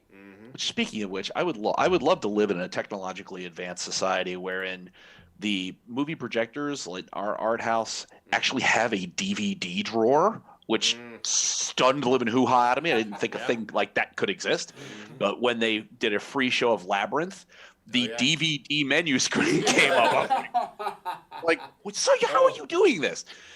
But I would love to live in a future where Crunchyroll could say, hey, AMC theaters, HDMI into, somebody's cell phone, we'll give you the license to show Promare. And then just stream Promare through the HDMI cable into the projector and show it on the screen once a month. Come join Simpties. Yeah. And I suspect that's more a problem with the movie theaters, right? Like I have no doubt. Yeah. And not just technologically, of just convincing the movie theaters to show an anime film. Yeah. But I mean, it would be neat to have a world like that where it would be like, the companies could reach out to these places and be like, just hook this thing up and have a movie night. And it should do be that thing. If folks are curious about this, you can rent out movie theaters. So if you wanted to do this on your own, you can absolutely do this yourself. And they have like those DVD, Blu-ray hookups where they'll say, if you want to, you can go in and say, we're going to rent the movie theater, we're going to bring our disc of whatever, plop that in and show it. Just be careful and check with your lawyers before you invite people you don't know. Right. Yes. And make sure it's a public viewing. Private viewing. They will be aware of all that, or they will check up on that. You're absolutely right. The other cool thing about this is they're showing movies like Giovanni's Island and My Miracle, sort of more family friendly films. But then January through April is all going to be Makoto Shinkai films. So it's 5 centimeters per second, Your Name, Children Chase Lost Voices, and then Place Promised for those films. So if you want to catch up on your stuff next year for Makoto Shinkai, head to the UK and Ireland. That is your option. So interesting idea. And I agree. I really like the idea of the program. Let's see them do more of that. I wonder if at Blarney Castle they're going to set up a large format projector. People are going to be kissing the place while Your Name's showing in the background. Cool. Of all the things I could kiss, a stone that millions of other people have kissed, for some reason does not appeal to me massively. In the age of COVID, do they wipe it down? That's a good question. No, this is called herd immunity. If everybody just licks the stone, everybody's immune from everything. It's fine. No problem. Cold sores don't mean nothing. So this is not an anime news story. It's a manga story, but I thought it was interesting and worth mentioning. So ICV2, a big media news site, reported this week that according to NPD Bookscan, the first quarter of 2021 showed a 29% increase in print book sales in the U.S. Wow. The highest volume in the first quarter since Bookscan began tracking in 2004. Wow. There was a large growth in the category of graphic novels, up 4 million from the first quarter of 2020. Wow. And 80% of that growth was in manga. See what the American population do when we have free time Exactly on our right, hands. yeah. I've been doing that. We consume. Exactly. Manga. All those Siberian forests and Canadian forests falling rapidly to manga production. Amazing. The vice president of hosting sales, at Viz, has already stated that they saw 70% growth in the U.S. market in 2020, which is in line with a 43% increase in overall manga sales in the U.S. that year, despite the ongoing COVID pandemic. So here's my question. Why is, in a year when people are reading more stuff, why is manga outpacing American comics in the U.S.? Like, what is the appeal Because of manga? it's different. But I think manga provides a lot of different characters and different stuff. It's not superhero stuff necessarily. Right, but it's. But I would argue that difference is not what sells. I have not seen.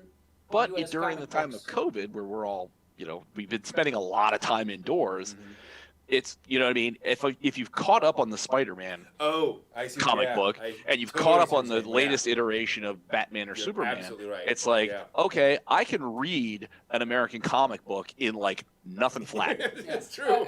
So if I had a stack of 50 of them, I'd be done by like day 2. Yeah. And- So what do I Great do? point. I go and say, well, I don't know anything about One Punch Man, but I mean, it's a superhero. I like Superman, so I'll buy that. I think a lot of that has to do with also the form factor. American comic books are thin. You never see them like at libraries. I see shelves and shelves of manga at our local libraries. So it's something that kids can get into, and then when they have their own disposable income, will actually buy. Right. Where with the comics, you've got to have a friend who's going to take you to the comic store, or you have to have a subscription, or you have to like pick it up at the local My local librarian talked about this at one point. Quickie Mart. Yeah. One of the problems Quickie Mart. with or Family Mart, as we saw today. Yeah. American comics love these like oversized editions, like these really big things, which are hard for libraries to shelve. The librarian was talking about this. Where the nice thing about manga is they're this size, so Just you a can little fit larger that in than a paperback, any given shelf, and you're good to go. So Right. And they do fill the teen section too. yeah, they absolutely do. And Sometimes like bound, manga volumes don't fold like Yeah, like exactly, like issues. a American comic book does. Totally. I like the collected comic stories. Yeah. The, Like Marvel volume has 1, which is issue 1 through like 200 95. maybe, Yeah. Got some trades down there. Yeah.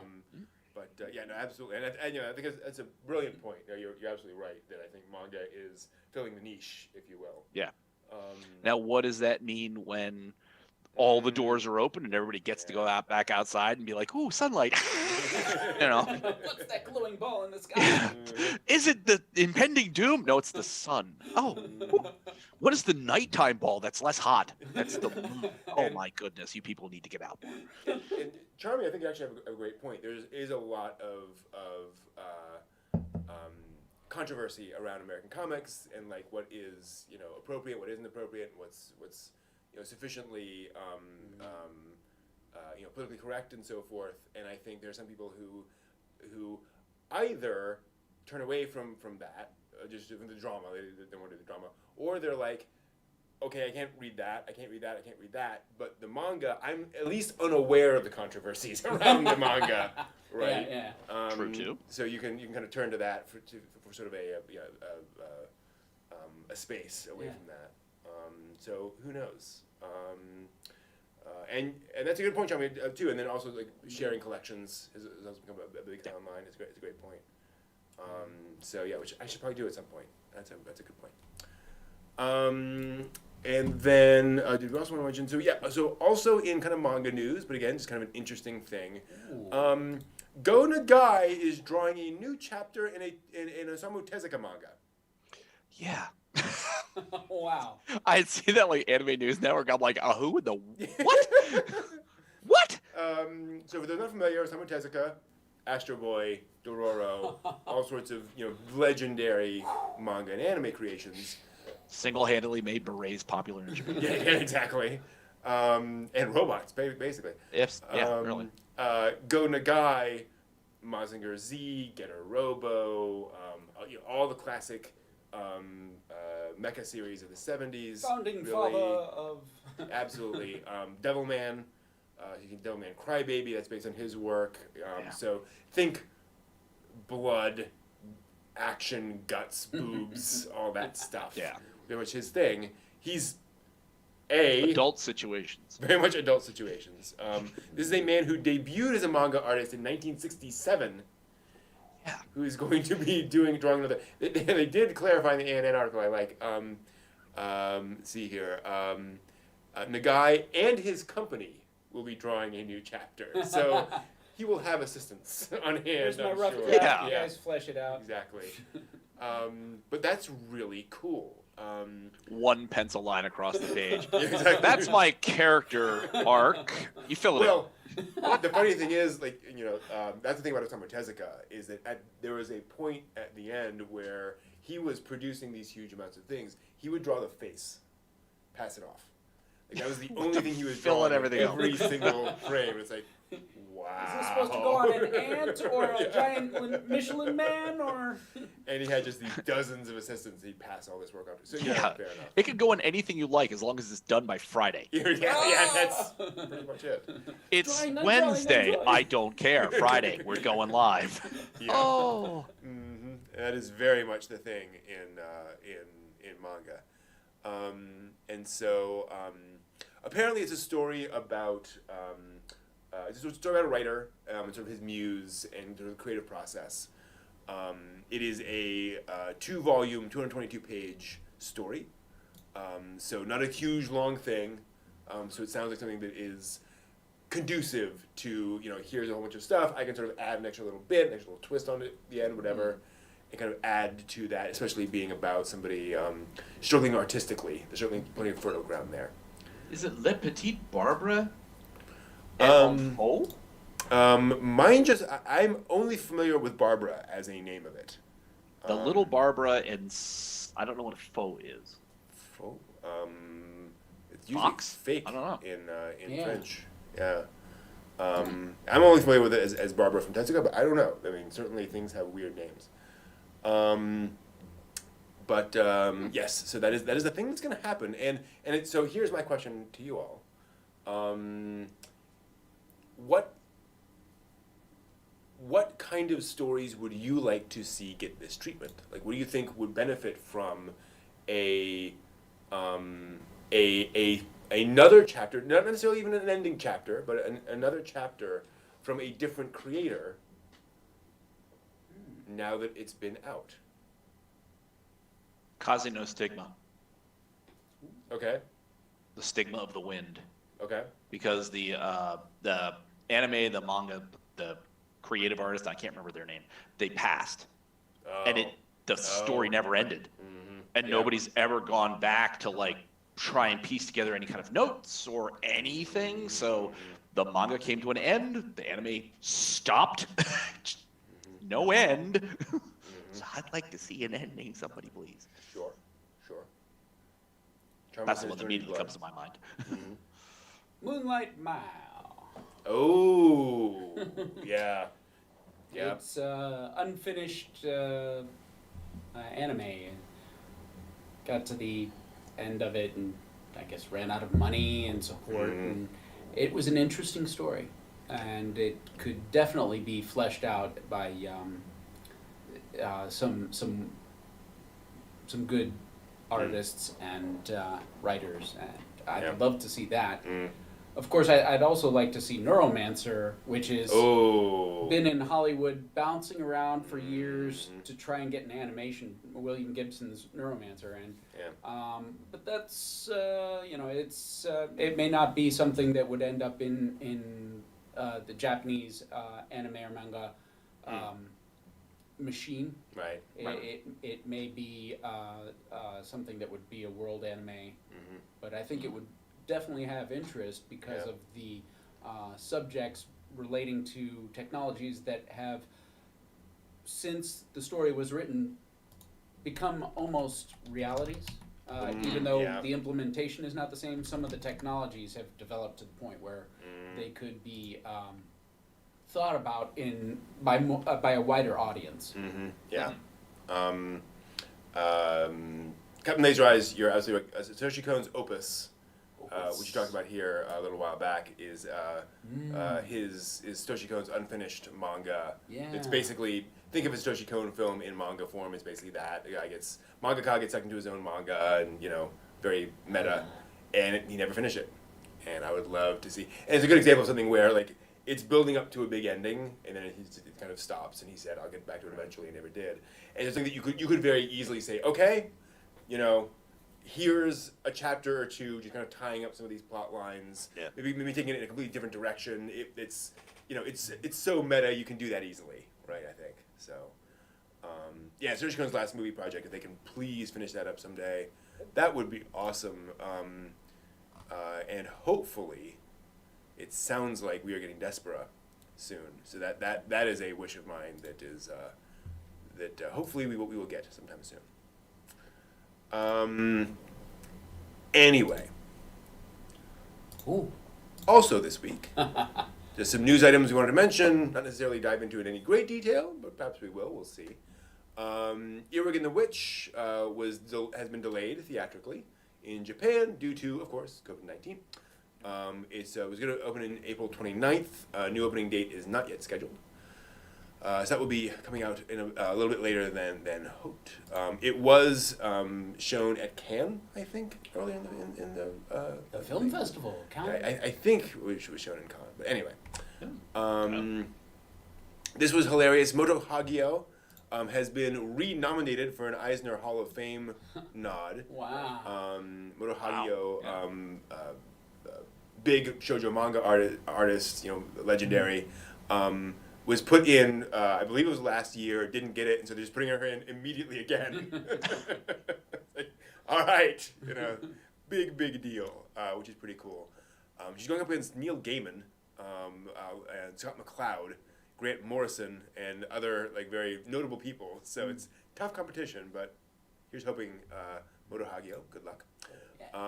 The Ghibli Museum will also be closing briefly, again due to COVID-19. It sounds like it's just going to be for, let me just double check, it's just going to be a couple of weeks, so April 29th, 25th through May 11th. It's going to close just because, got some state of emergency stuff going on, but no big deal. Better safe than sorry. Better safe than sorry, absolutely. They're going to sanitize the living hoo-ha out of the place. Yeah.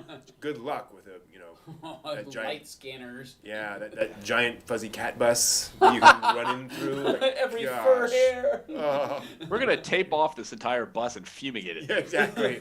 Cool. Probably. And putting in there because it's us, I have to. Laid Back Camp is getting a Switch game. Ooh. So Laid Back Camp is coming to consoles. We know Consoles. And so that is going to be very cool. They've shown some potential screenshots, and it looks like it's basically like a visual novel almost of the girls hanging out at various campsites. Nice. Nice. Hopefully somebody who might have an emulator of various consoles could play it and then describe it to us at some point. Or just put it on the consoles. I will buy this full price, and absolutely. There's day one. Well, for those of us who don't have any consoles, it's kind of hard. I have just buy a console. from the thrift shop. Just buy one. Ah, Just damn buy it. one. It's big. No big deal. I got some ancient consoles. Exactly. 2600. I need to play. So, Sorry. Atari 2600. Hell yeah. I got my ColecoVision. We'll work on that. Yes. I got Pong. I got Dig Dug. Speaking of Dig which, Dug. I was in Best Buy this morning. They are selling upright game cabinets. So they had a Nice. Pac-Man cabinet, and it's like 3/4 size. So you can certainly it's maybe 4.5 feet, something like that. Was So it like the ones we saw at the Starcade? Yes. Like in that corner where they Yeah. were like little Yeah. mini ones? Mhm. Okay. Yeah, so basically those. Just right there, and some of them were boxed up. They had, I think it was, they had Pac-Man out, like all set up, and they had boxes for, I think it was Dig Dug, and then one or two others there, just, Centipede. yeah. So if you want them, they're out there. If you want them, you want to spend like a lot of money and play for like a half an hour and be like, yeah, that's this is the problem. cool. Shove it in the corner. If I had a basement that I could set up as an arcade, I would consider doing that, right? Where you go down and you actually play, there's a space for it. But when it's like, now where does it go? Yeah. And if it was a multi-cabinet, Multi-cade, yeah. then I could see some where that would That be would be enjoyable. But it's like, I'm not going to play Centipede or even Dig Dug for like 15, 16 hours at a shot. I'm going to like play it for a little while and be like, yeah, I remember why this was fun. And then it's going to gather dust for several years. And then I'll come back down and be like, hey, that's right. I forgot I had this. That's what happened to me. It would be a Space Invader. Exactly. Yeah, It hey. would be. Nice. That deserves. I thought I'd applause. give it a shot. That's good. That's a good one. But yeah. And this is actually a piece of news I saw Dreaming last Machine. week that I did not mention here is that fans have put the original Serial Experiments Lane PlayStation 1 game online. So they've ported it. Oh. It's basically a web application. You load it, you launch it up with full English translation. Oh, Yeah. Wow. That's the thing. This was a 2-disc PS1 game filled, and this is the other thing, filled with movie clips and audio clips. Oh, wow. Lots of it is just listening to audio clips of various transcriptions, and they're all subtitled. Wow. So yes, this might be a thing I will be streaming on this YouTube channel at some point. Wow. Because, oh my gosh, you can actually go back and play that Serial Experiments Lane PS1 game online as this fan thing.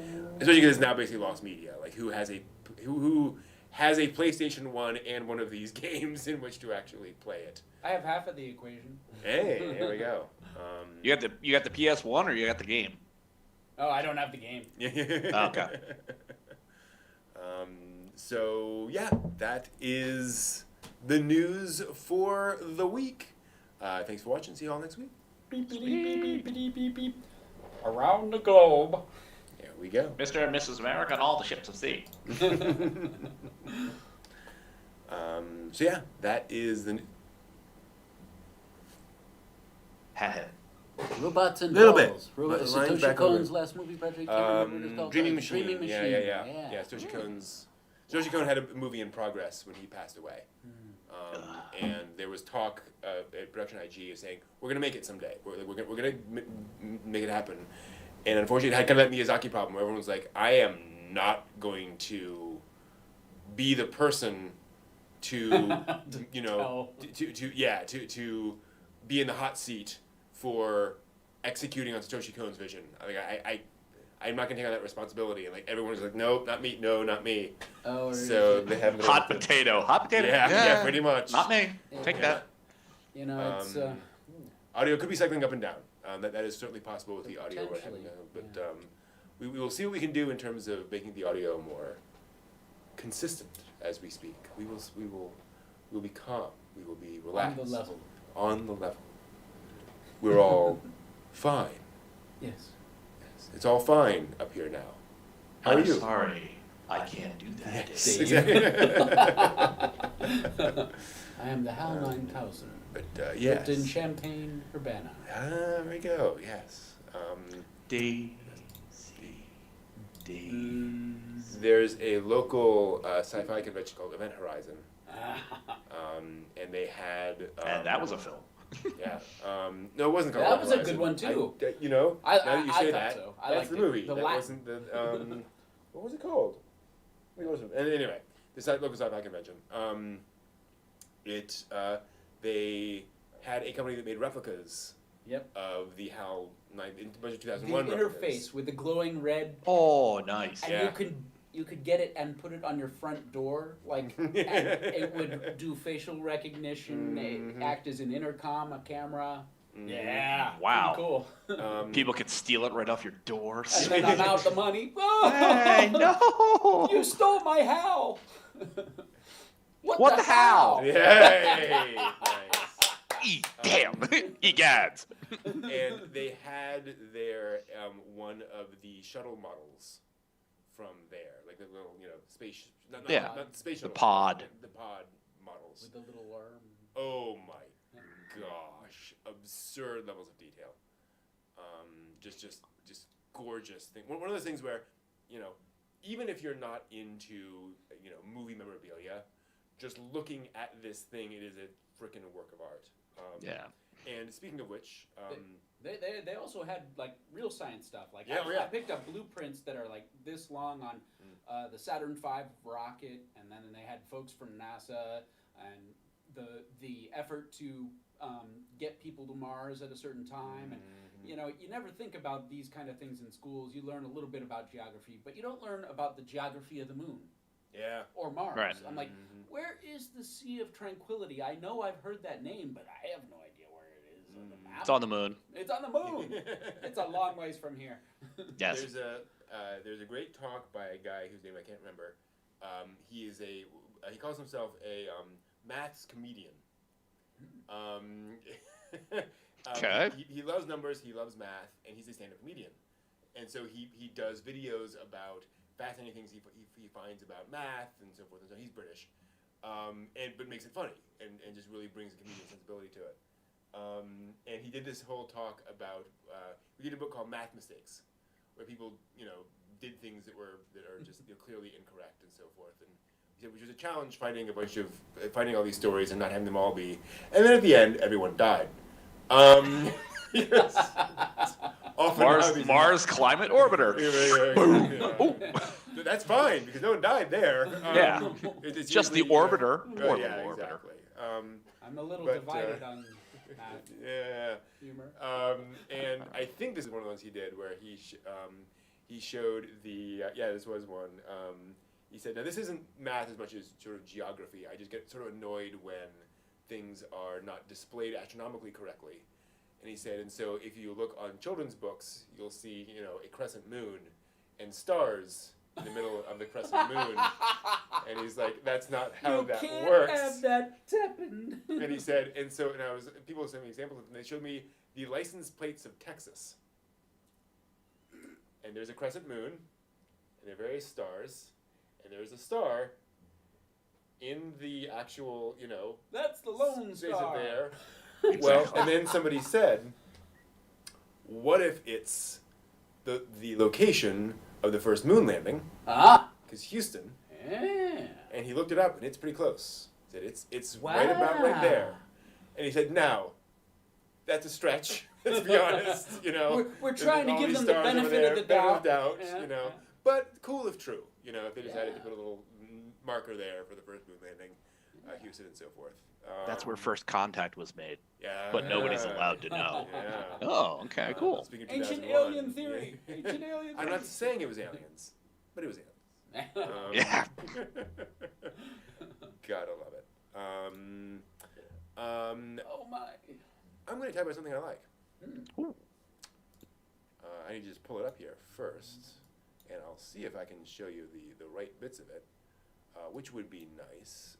Although The for some ones or the reason- zeros? Right yes, bits of it. yes. There we go. Let me see if I can show you a little bit of this, and it will. That's not right. Oh, right, because of Because of the thing. Because of the thing. Thing. Hold on. Stand by. This is about to look for really weird. technical procedures. It's gonna look real that weird. Will move us forward. to Hi. the next Oh. dimension. Hello, everyone. Wow. Nice to see you all. This works fine, right? No issues here. I don't see Oh, any issues with this. that's interesting. This is fine. Kilroy. Exactly. Kilroy. The Easter Bunny's hiding. Oh no. Totally. So we will just do that. There we go. Okay. This is just an interesting perspective. All right. We are good to go. Sadly, you're going to be behind the screen in this particular discussion, but that is totally fine. So, I'm going to talk about something I like. This is an anime series called Angelic Layer. It is the first shonen series by Clamp. Clamp being the all-female manga artist group behind things like Cardcaptor Sakura, X, what else? Gosh. Tsubasa Reservoir Chronicle, tons and tons of cool stuff. And they decided to make a show for boys, or a manga for boys, and that's a show for boys. And Angelic Layer is about an adolescent girl who moves to the big city, where she discovers these little toys you can buy, in these little eggs, and they sort of hatch out of these eggs, and then you can battle with them. And so you get into these arenas, and these, see if I can show you a little bit of it, because it's the first episode, you gotta have an arena fight in this. That's probably gonna be the best I can do. And you basically take your toys, put them on an arena, and they go, and you use sort of this brain-machine interface to make them battle and see who wins. It is a, I think, 26-episode anime TV series from, if I'm recalling correctly, and I am going to look this up right now as I speak this because I don't want to misspeak. The anime series came out in The great year of 2001. I thought it was that was right. So 20 years ago, this series came out. Wow. And if, in case you've heard of the Gundam Build series, Ooh. yeah, Yeah. it's same exact concept. Just done quite a bit earlier. Now, granted, this is not the first show to do this either. That goes to Plowres Sanshiro, which came out in the 80s. was the first of this kind of type of thing, but it is very much a toy battling anime series, and so that's cool in and of itself. But what I love so much about this series is that it is very much a show that is enjoyable to any age I can think of. Nice. Little kids will enjoy this. Teenagers will enjoy this because of all the different characters that come in, everything's going on. Grown-ups will enjoy this because it's this sweet story of this little girl kind of finding her, the thing that she wants to do. She has a nice, bright, chipper personality. Like, that's not a problem. But it's very heartwarming. There's enough action in there for folks who like action, and kind of the combat of all that stuff, all the different character interactions, character relationships to get into, and it's just a really fun ride all the way through. It's also nice because it is a 5-volume manga series. It went a total of 5 volumes. So you get the entire plot in the manga, and you get the entire plot in the anime series. Boom! Like, everything comes to the end. Everything's good. Like, there was no drama around, where are we going to end this? Oh, no. Like, they knew where it ended, and that's what they showed in the anime series. So, boom, you kind of get everything you want out of that kind of thing. Angelic Layer. Angelic Layer. Closure. You get closure. Yeah, you get closure, exactly. I like closure. And There's so much that... yeah, so much. It's just a really fun series. I will say, it will probably not blow your mind in terms of the plot twists, right? The Earth doesn't blow up halfway through, right? It's not that kind of a show. But I just find it really charming in the best of senses, where it just kind of pulls you in and it's like, oh, I like this character. I like that character. That's fun. One caveat, though. Be aware. The main character, Misaki, is very quickly... So we all know kind of the plot of all this. Kid shows up, discovers this thing exists, and then some kind of mentor shows up to kind of show them the ropes, right? Some adult shows up to say, oh, well, you need to sign up for XYZ. And it's this, 30-year-old guy in a lab coat. And they play off the fact that as soon as he shows up, everyone else is like, who are you and why are you talking to this 12-year-old girl? Like, what's going on here? And then he disappears so that no one, has any problem. And so they are making fun of kind of that aspect of a lot of these shows. In a way that it's kind of wink, wink, nudge, nudge, that they recognize how weird it is and how silly it is. Right. But he's never going to face consequences for that because that's not what he's doing here, right? So it can come across as a little creepy the first couple of times because it's like, why is this 30-year-old suddenly just grabbing this 12-year-old girl off the street and dragging her into a store? But it is very much played for laughs, and that is not an aspect of the show. So be aware. Love this show. Really fun. Highly recommend it again. Appropriate for all ages.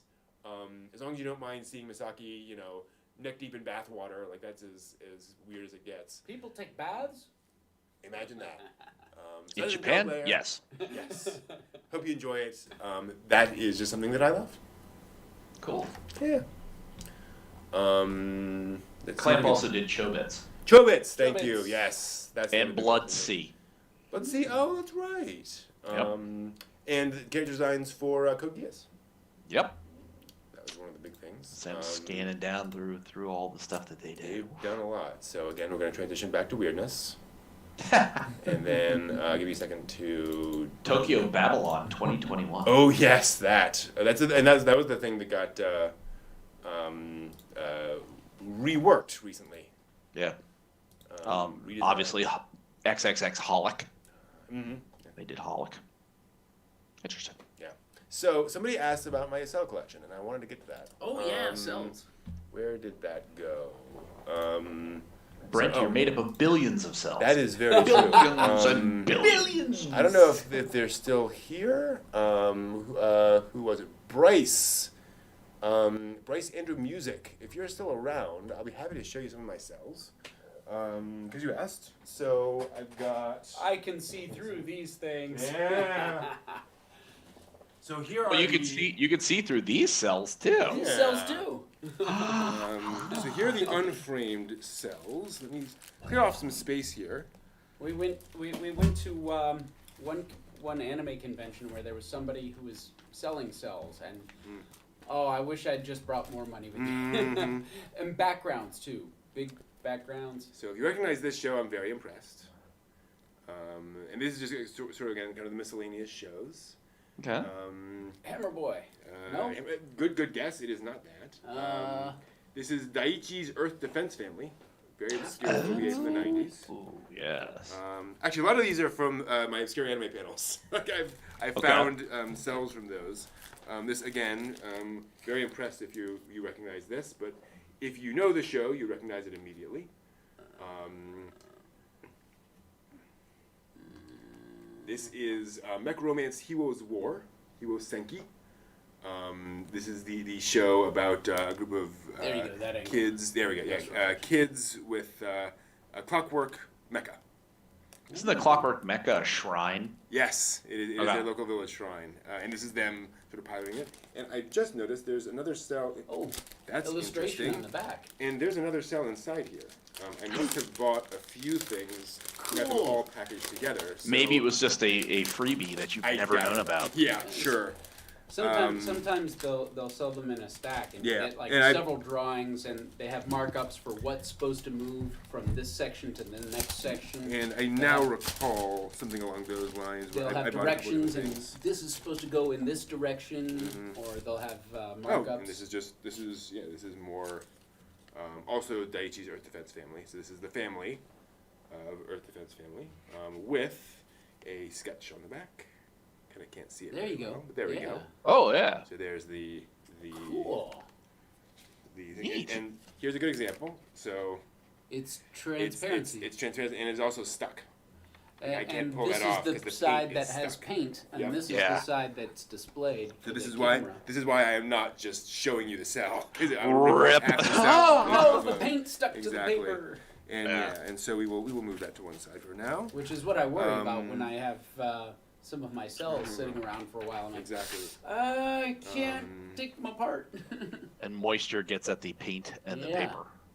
And you'll notice they have like different colors for different things that they're Yep. doing at different levels. Yep. Wait a minute, I know that. I'm watching that right now. Yeah. That is Key. Oh, what is Key, the metal Key, idol. the metal idol. Cool. That is Key herself. This. Oh wow. Yeah. I was surprised I was able to get this. Well, not Yeah. really. This is an actual cell. It is from random characters therein, although she is fairly a main character. This is from Brain Powered. Yoshiki Tomino's very ill-fated mecha series from the year 2000, I believe. That everybody hated. Ooh. And I actually kind of like what I saw of it, but it is... You could show the back of it. Yeah, how it's a good how the example. painting looks like it's absolutely just blur Yeah. and nothing. But when you look Yeah. at the front side of it, all the detail just pops. Yeah. You can see the characters. Because they painted the eyes first, Yep. and then all the layers back, and so now you're seeing those back layers there. So, good example of that technique. And you'll notice they have 3 different holes on the top, 2 wide ones and then 1 center one. And you can use yes. that for keeping everything in position. And here are a bunch more that I have kind of in a big plastic bag. So I'll pull these out kind of carefully. John, I think you have seen this show. First off, perhaps. I think I've seen that. I don't know. Have you seen Tsukagagi Ran? No. I have Oh, not. okay. There we go. I've seen that cell. This is That's what okay. it Yeah, is. this is Lady Meow of the Iron Cat Fist. The Iron Cat Fist. Yes, Wow. that is her thing. And speaking of, John, Ooh, check it out. yeah. That is Key. Yeah, Literally no Key. joke. And There you Sakura. go. Oh, And in that, this is the scene where they go. Was it Miho? there you go. Right there. The singer, because she has Yeah. the roses with her. So there's a moment of that. Wow. And interesting. Okay, again, no. Hold on. Oh, holy smokes! That's right. This is another thing. The original Declaration of Independence. Right. Wow. Bang. this is something I should do something with, and I think folks will agree. Oh, holy cow! Yeah. You just had that buried behind key? That is the Turn A Gundam. Yep. Wow. I believe this was one of those. Wow. The seller said, Mecha series.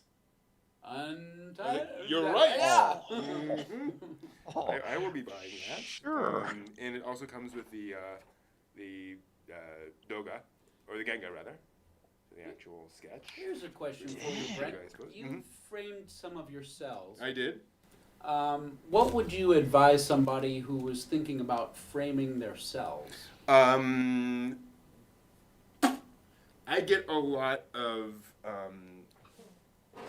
flack for doing so, because the problem with framing it is that you that assumes it's now going to be out and in public and visible, which means it's going to get light on it. It's not in a preservation environment. So if you use preservation glass, UV. Well, I was going to say, Even you if can do get that, UV it will blocking still- glass. It will still, It'll still deteriorate. So mine are all behind preservation level UV blocking glass and so forth, and they still deteriorated.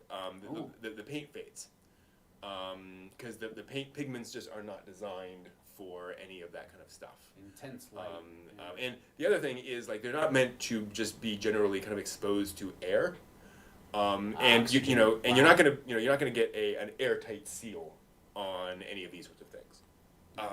So that's going to be that. I'm not aware of nitrogen sealed Nitrogen, frame. right, Right, like exactly. they Yeah, prove unless you're That's spending gonna be $1,000 for expensive, each yeah. one. Yeah, I was not doing that. So, and I'll show you some examples here of some of the things which have faded over time.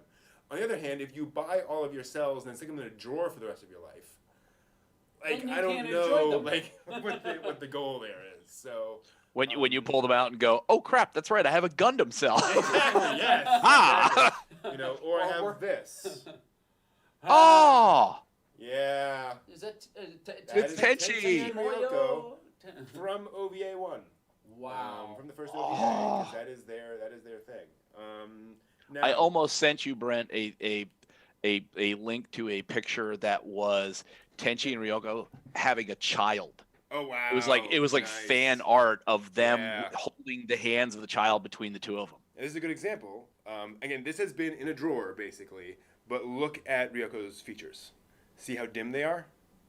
Yeah. You see how faded they are? That's just natural fading over time. Even Tenchi, you can see the lines are just kind of browned out to an extent. So yeah, that is unfortunate. Also, Jeez, what I would will you be have honest, to treat them with to I have not- stabilize it? You and me. Yeah. And Brent. I and hear you, everybody. Tommy.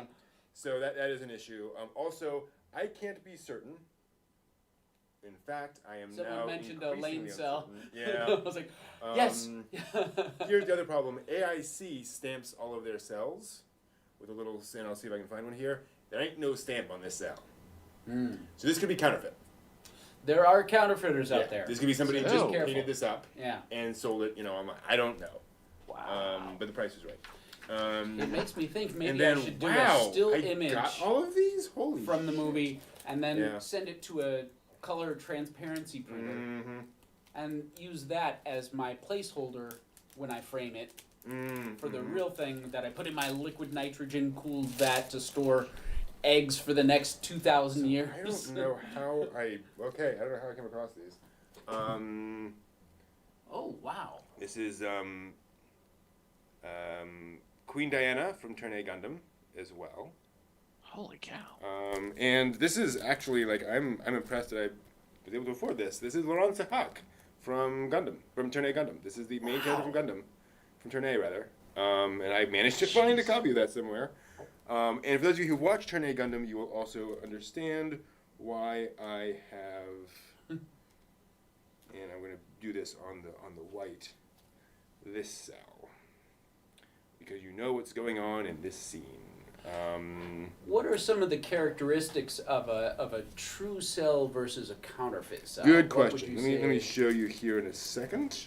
The I'll show counterfeit you ones those say there. counterfeit written on the Yeah, back. exactly. That's how you tell. So, Made in USA. yeah, one thing is, again, you look It's part of the Counterfeit Honesty Act. Yeah, exactly. Not all the studios do stamps. Like AIC does, and one or two others, but like Sunrise doesn't. So you can't do that. So one of the things you look for is honestly oddly kind of artifacts. So for example, you can see on the back of this one maybe a lot of little like sort of paint smudges, which indicates that this was part of a rushed production process, and not somebody sitting down and saying, I'm going to sell this for $50, so I got to be careful, right? So Right. that is kind of a hint. Let's see here. You also look for things like, actually, this is a good example. This one's been stapled to the back. A counterfeiter is probably never going to do that because that will devalue the cell. But that was done because, again, they're in production, like, Get it. Go, get it Get this done. on camera. Exactly. So little things like that. You're also looking at the writing up here. So this is one of the little things. So this means this is layer 2, third drawing in a sequence, I believe.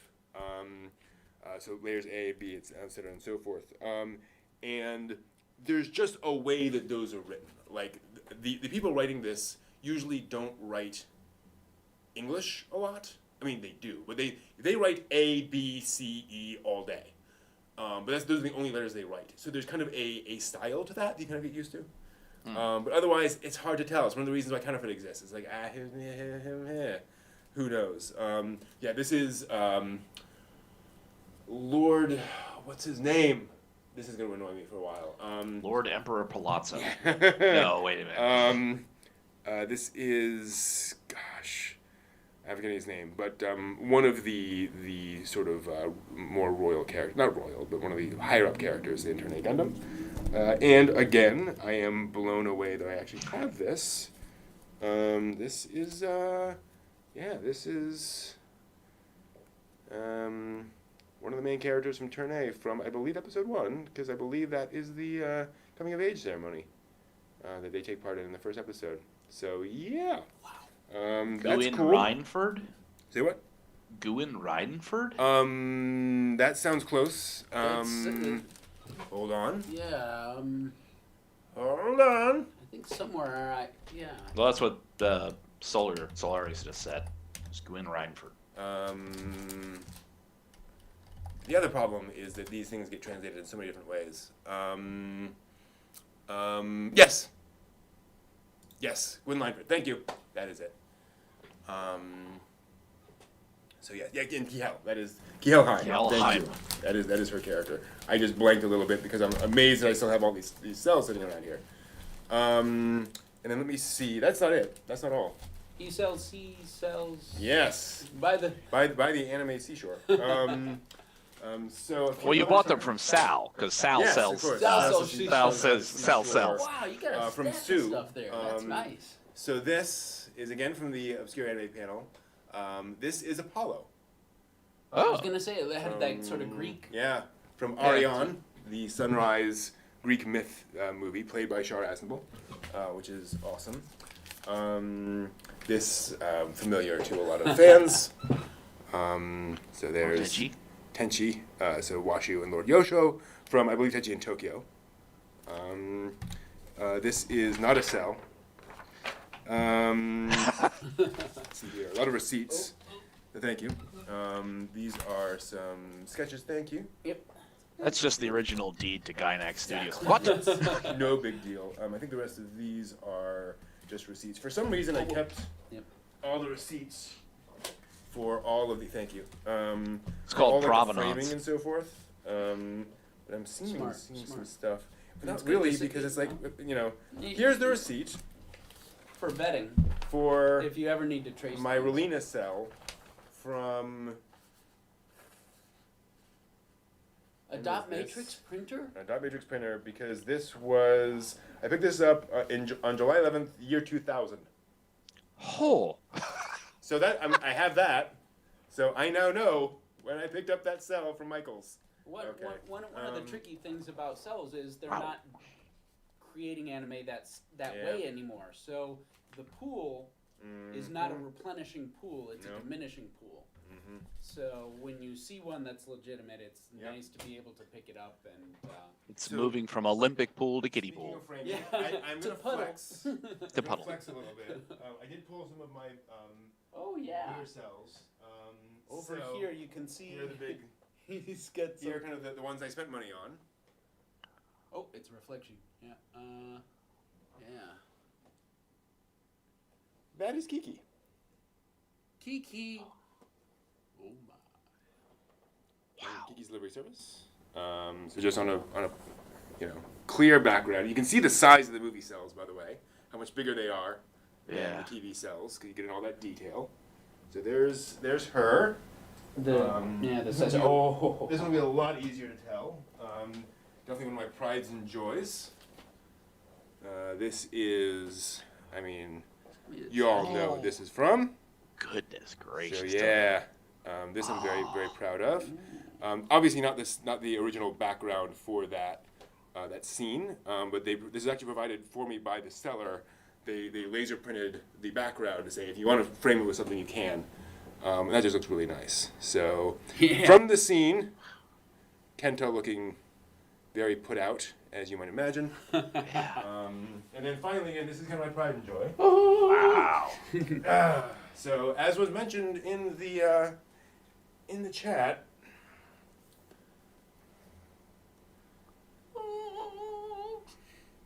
Yep. Let's see if we can. That is. Thank you. A little bit of Yeah. angle there. There we go. That is Lane about to be kissed. Wow. It is one of the few cells of Lane in existence. It was a mostly digital show.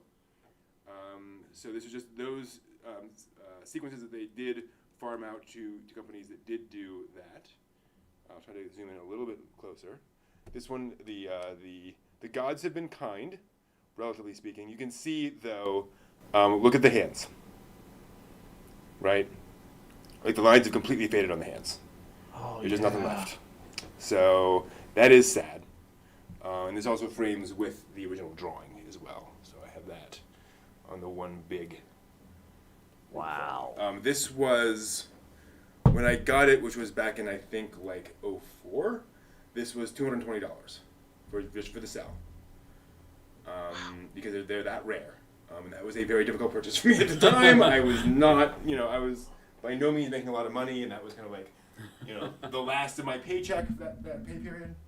Wow. But yeah, I bought that thing and got it framed, and that was Nice investment. definitely it. Yeah. Yeah. So yes, I have seen the lane.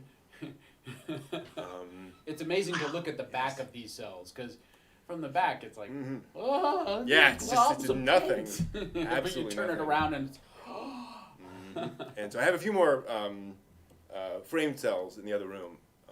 But yeah, that is that. So I own a museum. I would not mind doing that. And man, you're absolutely right. The legit cells and the funny ones are good. Like they're I wouldn't say indistinguishable, but even for a trained eye, they both look like what you'd expect. It's not like, oh, this is obviously drawn by a kindergartner. Yeah, there's a lot of different things if you're searching for authenticity that you can use for validating.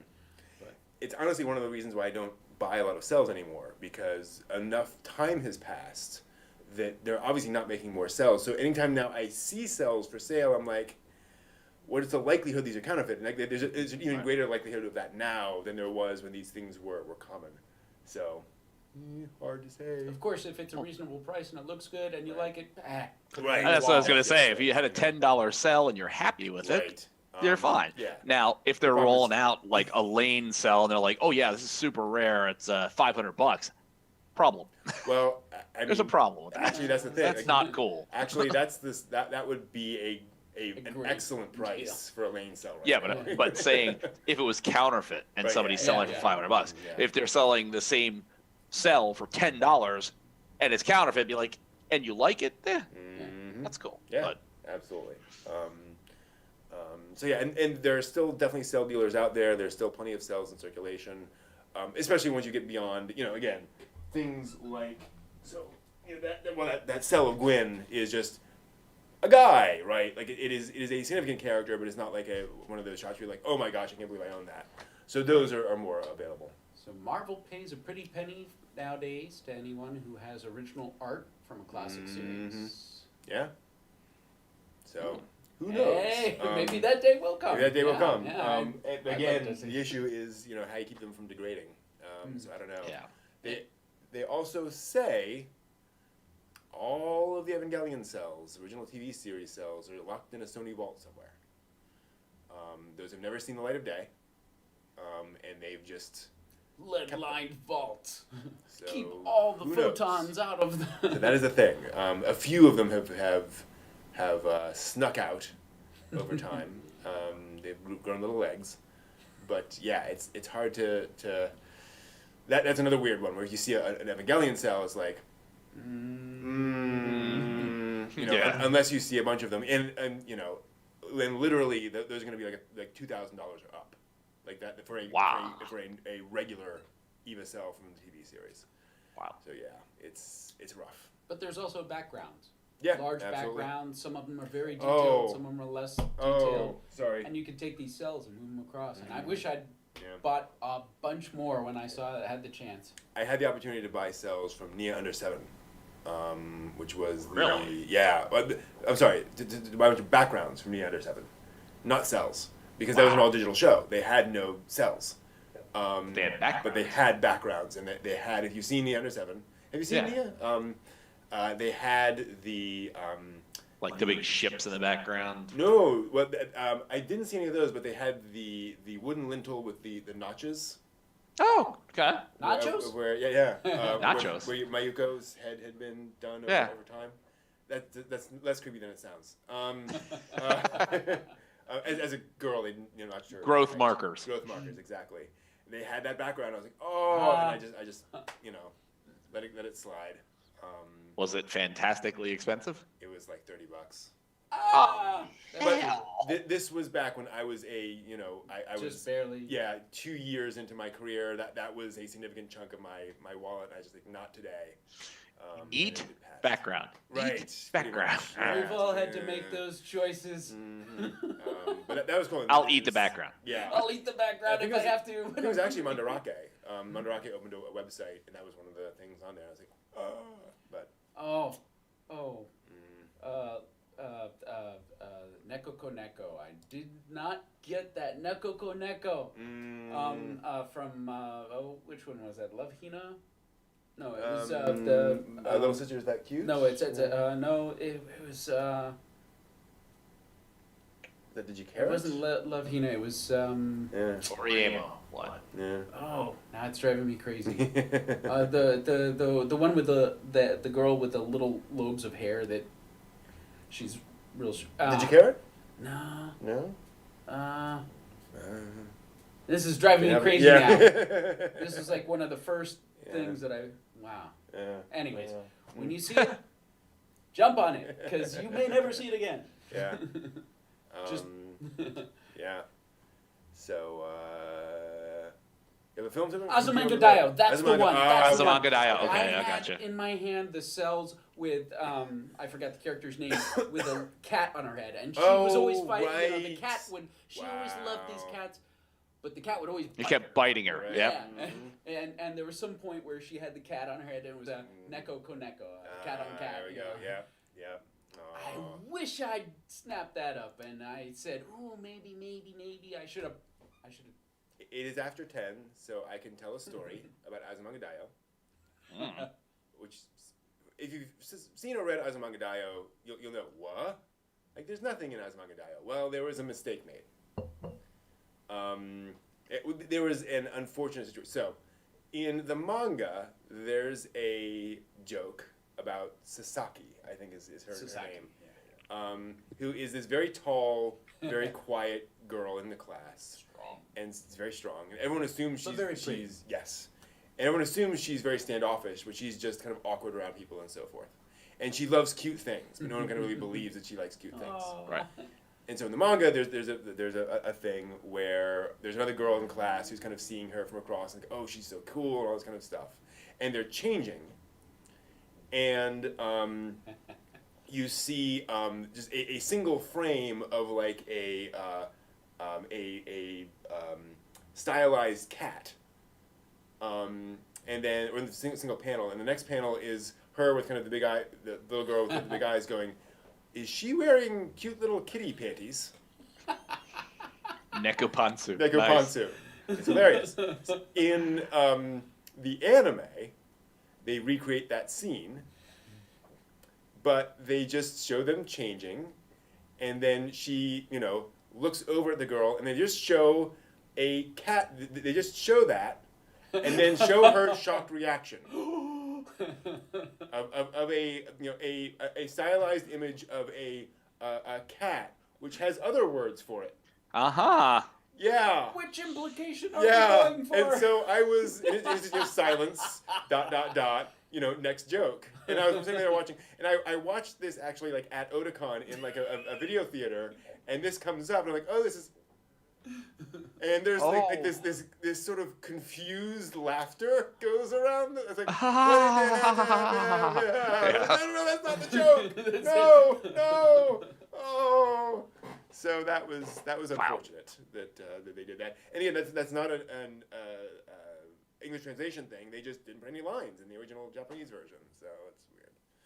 Wow, it's amazing how things can change or get lost over time, and even with large studios at one point, I forgot which studio it was in California, their collection caught fire. Oh. And with film, nitrate film is like storing dynamite because it's explosive. It's highly flammable. And so you have to be very careful to have like things to stop it from going chain reaction on you when it starts to really get hot and explode. And so it's sad how things sometimes can deteriorate with time or with natural disaster or problems like that. And sometimes it's an employee ends up with an archive, and they're like, nobody wants this. I'm taking this archive home. I don't want to see you throw it away. And then it ends in somebody's attic or basement or garage or storage unit for 40 years, and their grandkids get it and they go, what's this? So there's stuff out there, and it's amazing. Like somebody found a high quality print of Manos, the Hands of Fate. Yeah. And that got like a Blu-ray high def release of Manos, the Hands of Fate. It's like, isn't that like the worst film of all time? I would argue it is not, but it is very, very bad. Close. It's close. It is very close. They didn't have the driving scenes in there, did they? Yeah. Did they? Yeah. Okay, I remember years ago that there was a story of a guy who was a librarian, and they had a film library, and the library was digitizing, and they were going to get rid of the actual film stock that they had at the library. So this guy who had been a library employee for umpteen billion years took it home. So rather than just dump it in the trash, took it home, and it had like all of these like original films that those were the only copies of. It's like, it's incredible. like, oh crap! It's great they were digitized, but those were the original things. Yeah. It's like, damn. And you always want to keep the originals because the technology of digitizing has been refining itself, and the storage format that it goes into gets even better and better. I mean, you think of how many pixels we can jam into a space now, and how fine a resolution. You see some of those, the notes that are in the margins of the film sometimes, things like that. You see some of the late '90s, websites where the British Museum has scanned their stuff, and it's a 36 kilobyte TIFF. And it's like, okay, well, this was scanned, Wow. Pixels now exist, but I don't know how much. We don't have the original Mona Lisa, but we have it in 360 by 240. Right, exactly. Oh, God, what did you do? Yeah. But there's... It is sad to lose originals. And Charmy, that was, the destruction of early animation angers me as well. But it was standard practice, right? That was how all of the companies did it. At Astro Boy, famously, they washed cells. They would just, wash the paint off of a cell and then repaint onto it because they only had so many cells. Yeah. It was tough. Actually, speaking of, there's a wonderful man named Irving Finkel. He is a curator at the British Library, and he gives wonderful talks about things. He is their Babylonian and Assyrian expert, and he gives wonderful talks about like ancient board games and Didn't know that. cuneiform. Oh yeah, all sorts of interesting stuff. And he said, speaking of all this stuff, they once got a very angry letter from a patron telling them that the British Library really needed to give the Code of Hammurabi, the pillar, back to Iraq. And he replied and said, well, there are 3 problems with that. One is that it was excavated in Iran. That's a pretty big. Secondly, Which means Iraq would be really happy to have it. the reason it was in Iran is because, like 1,400 years ago, like the Alamites raided Nineveh, took it to Iran, modern-day Iran, and that's where it was, found. And Return it to Nineveh. exactly. And thirdly, the Code of Hammurabi is in the Louvre. But other than that, Other than all the problems. So it's complicated. It's not easy. Keeping all. And that entire explanation could be just figured with, I will forward your inquiry to the Louvre. Exactly. Yeah. No need to address any of that. Yeah. Let's see. Got a message here. By the way, Brent. Yeah. Did you watch Sakura Stardust's Video about lost anime dubs. That sounds familiar. I don't recall in detail. I'll be honest. I'll have to dig back into that. But that sounds familiar. A whole Lost Media website. Oh, yeah, yeah, there's episodes of Doctor Who Yeah. that have been lost to time. Yeah. NASA A A lot of the William Hartnell stuff's gone. Yeah. A lot of '80s cartoons. Yeah. Kind of not surprised. And I'm not talking the Filmation stuff, but like the action cartoons, all that kind of stuff, is just gone. Jabberjaws? No. No, not Jabberjar. The Laugh Olympics. There's a lot of Filmation that I would not mourn the loss of. I will admit, but that's kind of crazy. And especially in anime, like the '60s, '70s stuff, where it's like nobody expected this to ever get rebroadcast, much less.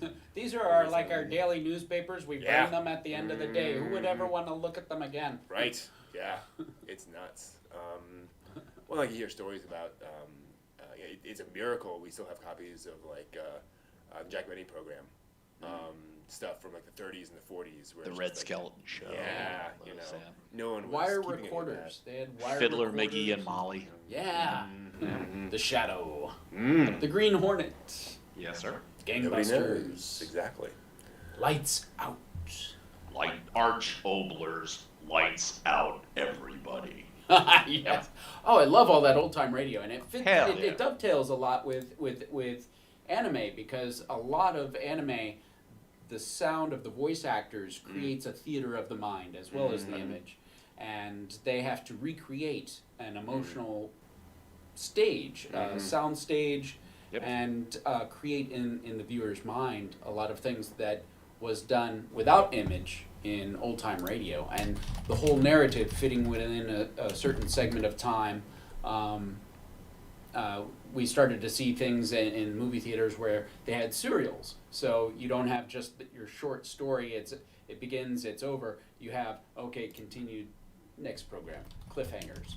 Going Come on to in the next week with your long 10 arc. cents to Yeah. finish seeing what happens next.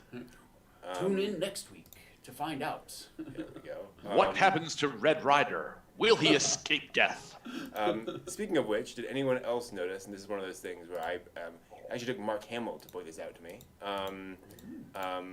Star Wars Episode 7, if you've seen it. I don't want Monty, I want Levi. 7? That movie literally ends on a cliffhanger. Episode 7, like the final of that is literally on a cliff. On a cliff. On a cliff. And he said, "You're given the Republic serial, roots." I thought that was kind of cute. I also had kind of a fun little connection this week. My Genshin Impact story of the week, because Aha! I got to talk about Genshin Impact. So there's a character in Genshin Impact, and I just loved his voice. I was like, his voice sounds familiar. I feel like I've heard him in just kind of the timbre of his voice and so forth. And here's what he sounds like. A new contract. Okay. I'm still on leave, but I can accompany you for a while. Is that Zhong Li? That is Zhong Li. Okay.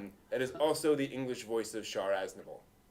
Oh, no joke. Yeah, and I was like, yes, Cool. that is who you hired to be Char Aznavour. Damn. Yeah. Wow, cool. Just one of those wonderful, deep, rich voices that just, Wow. great stuff. Resonant. Very resonant, yes. As appropriate for his character. Oh my, has it gotten this late? It has gotten this late. So I have a question for you all. What did we What learn have we on learned the show tonight, On the Brent? show tonight, Brent. Thank you. Perfect as always. Which will be in that film. Yes. Be there. Exactly. I have heard that, or I have learned that Eva has as much legs as I thought it might. I'll put it that way. You know, I It's I a had centipede. faith. It's a millipede. Yeah, pretty much. I had faith. It's unstoppable. And it certainly is big. Again, don't know if it'll be Mugen Train big, but good news there. I've also learned that people like looking at cells and anime cells. Yeah. Which is really cool. I've also learned that I have a whole bunch of Turn A Gundam cells. That's what I learned tonight. My goodness. It's like Christmas all Yeah, over again. yeah, pretty Yeah. much. It's Christmas. The gifts you gave yourself decades ago. Not quite gave, I will admit, but Bought for yourself bought decades my- ago. Yes, yeah, absolutely bought myself. I can contribute to the pension fund. Yeah, whatever. Retirement's overrated. There'll be time to retire after you're dead. Right. Exactly. Wow. Well, that's grim news. How are you guys? I learned that some of the new anime season is interfering with getting to the old anime season. And that it's refreshing to see the world has been asked to participate in an anime film. Totally. That's kind of cool. I mean, that's not gonna, go as stunningly as I imagine it mentally it seems like it would be, because again, it's a marketing ploy. But that's still, hey, thanks for the invite. I think Exactly. sometimes that's where you got to look. Well put. Thanks for the invite. Well We put. appreciate it. Mm-hmm. And yeah, that's and I'm waiting to see whether a Mugen Train drops off when the pandemic restrictions are lifted, and whether is there a chance whether Eva has longer legs, so that Mugen Train has just been this cataclysmic tsunami of love and everything else, and that it's then going to peter off and be okay, and that Eva will then set its bar and then just keep moving, so that in a year, 2 years time, you'll look at its gross profit will approach or at least be within spitting distance of Mugen Train. Who knows? I'll be curious to see. Mugen Train is currently in U.S. theaters. FYI. Oh boy. Oh, that's around here. And to give you an idea, at my local theater tomorrow, it has, if I am reading this correctly, 14 showings. Holy crap! Yeah.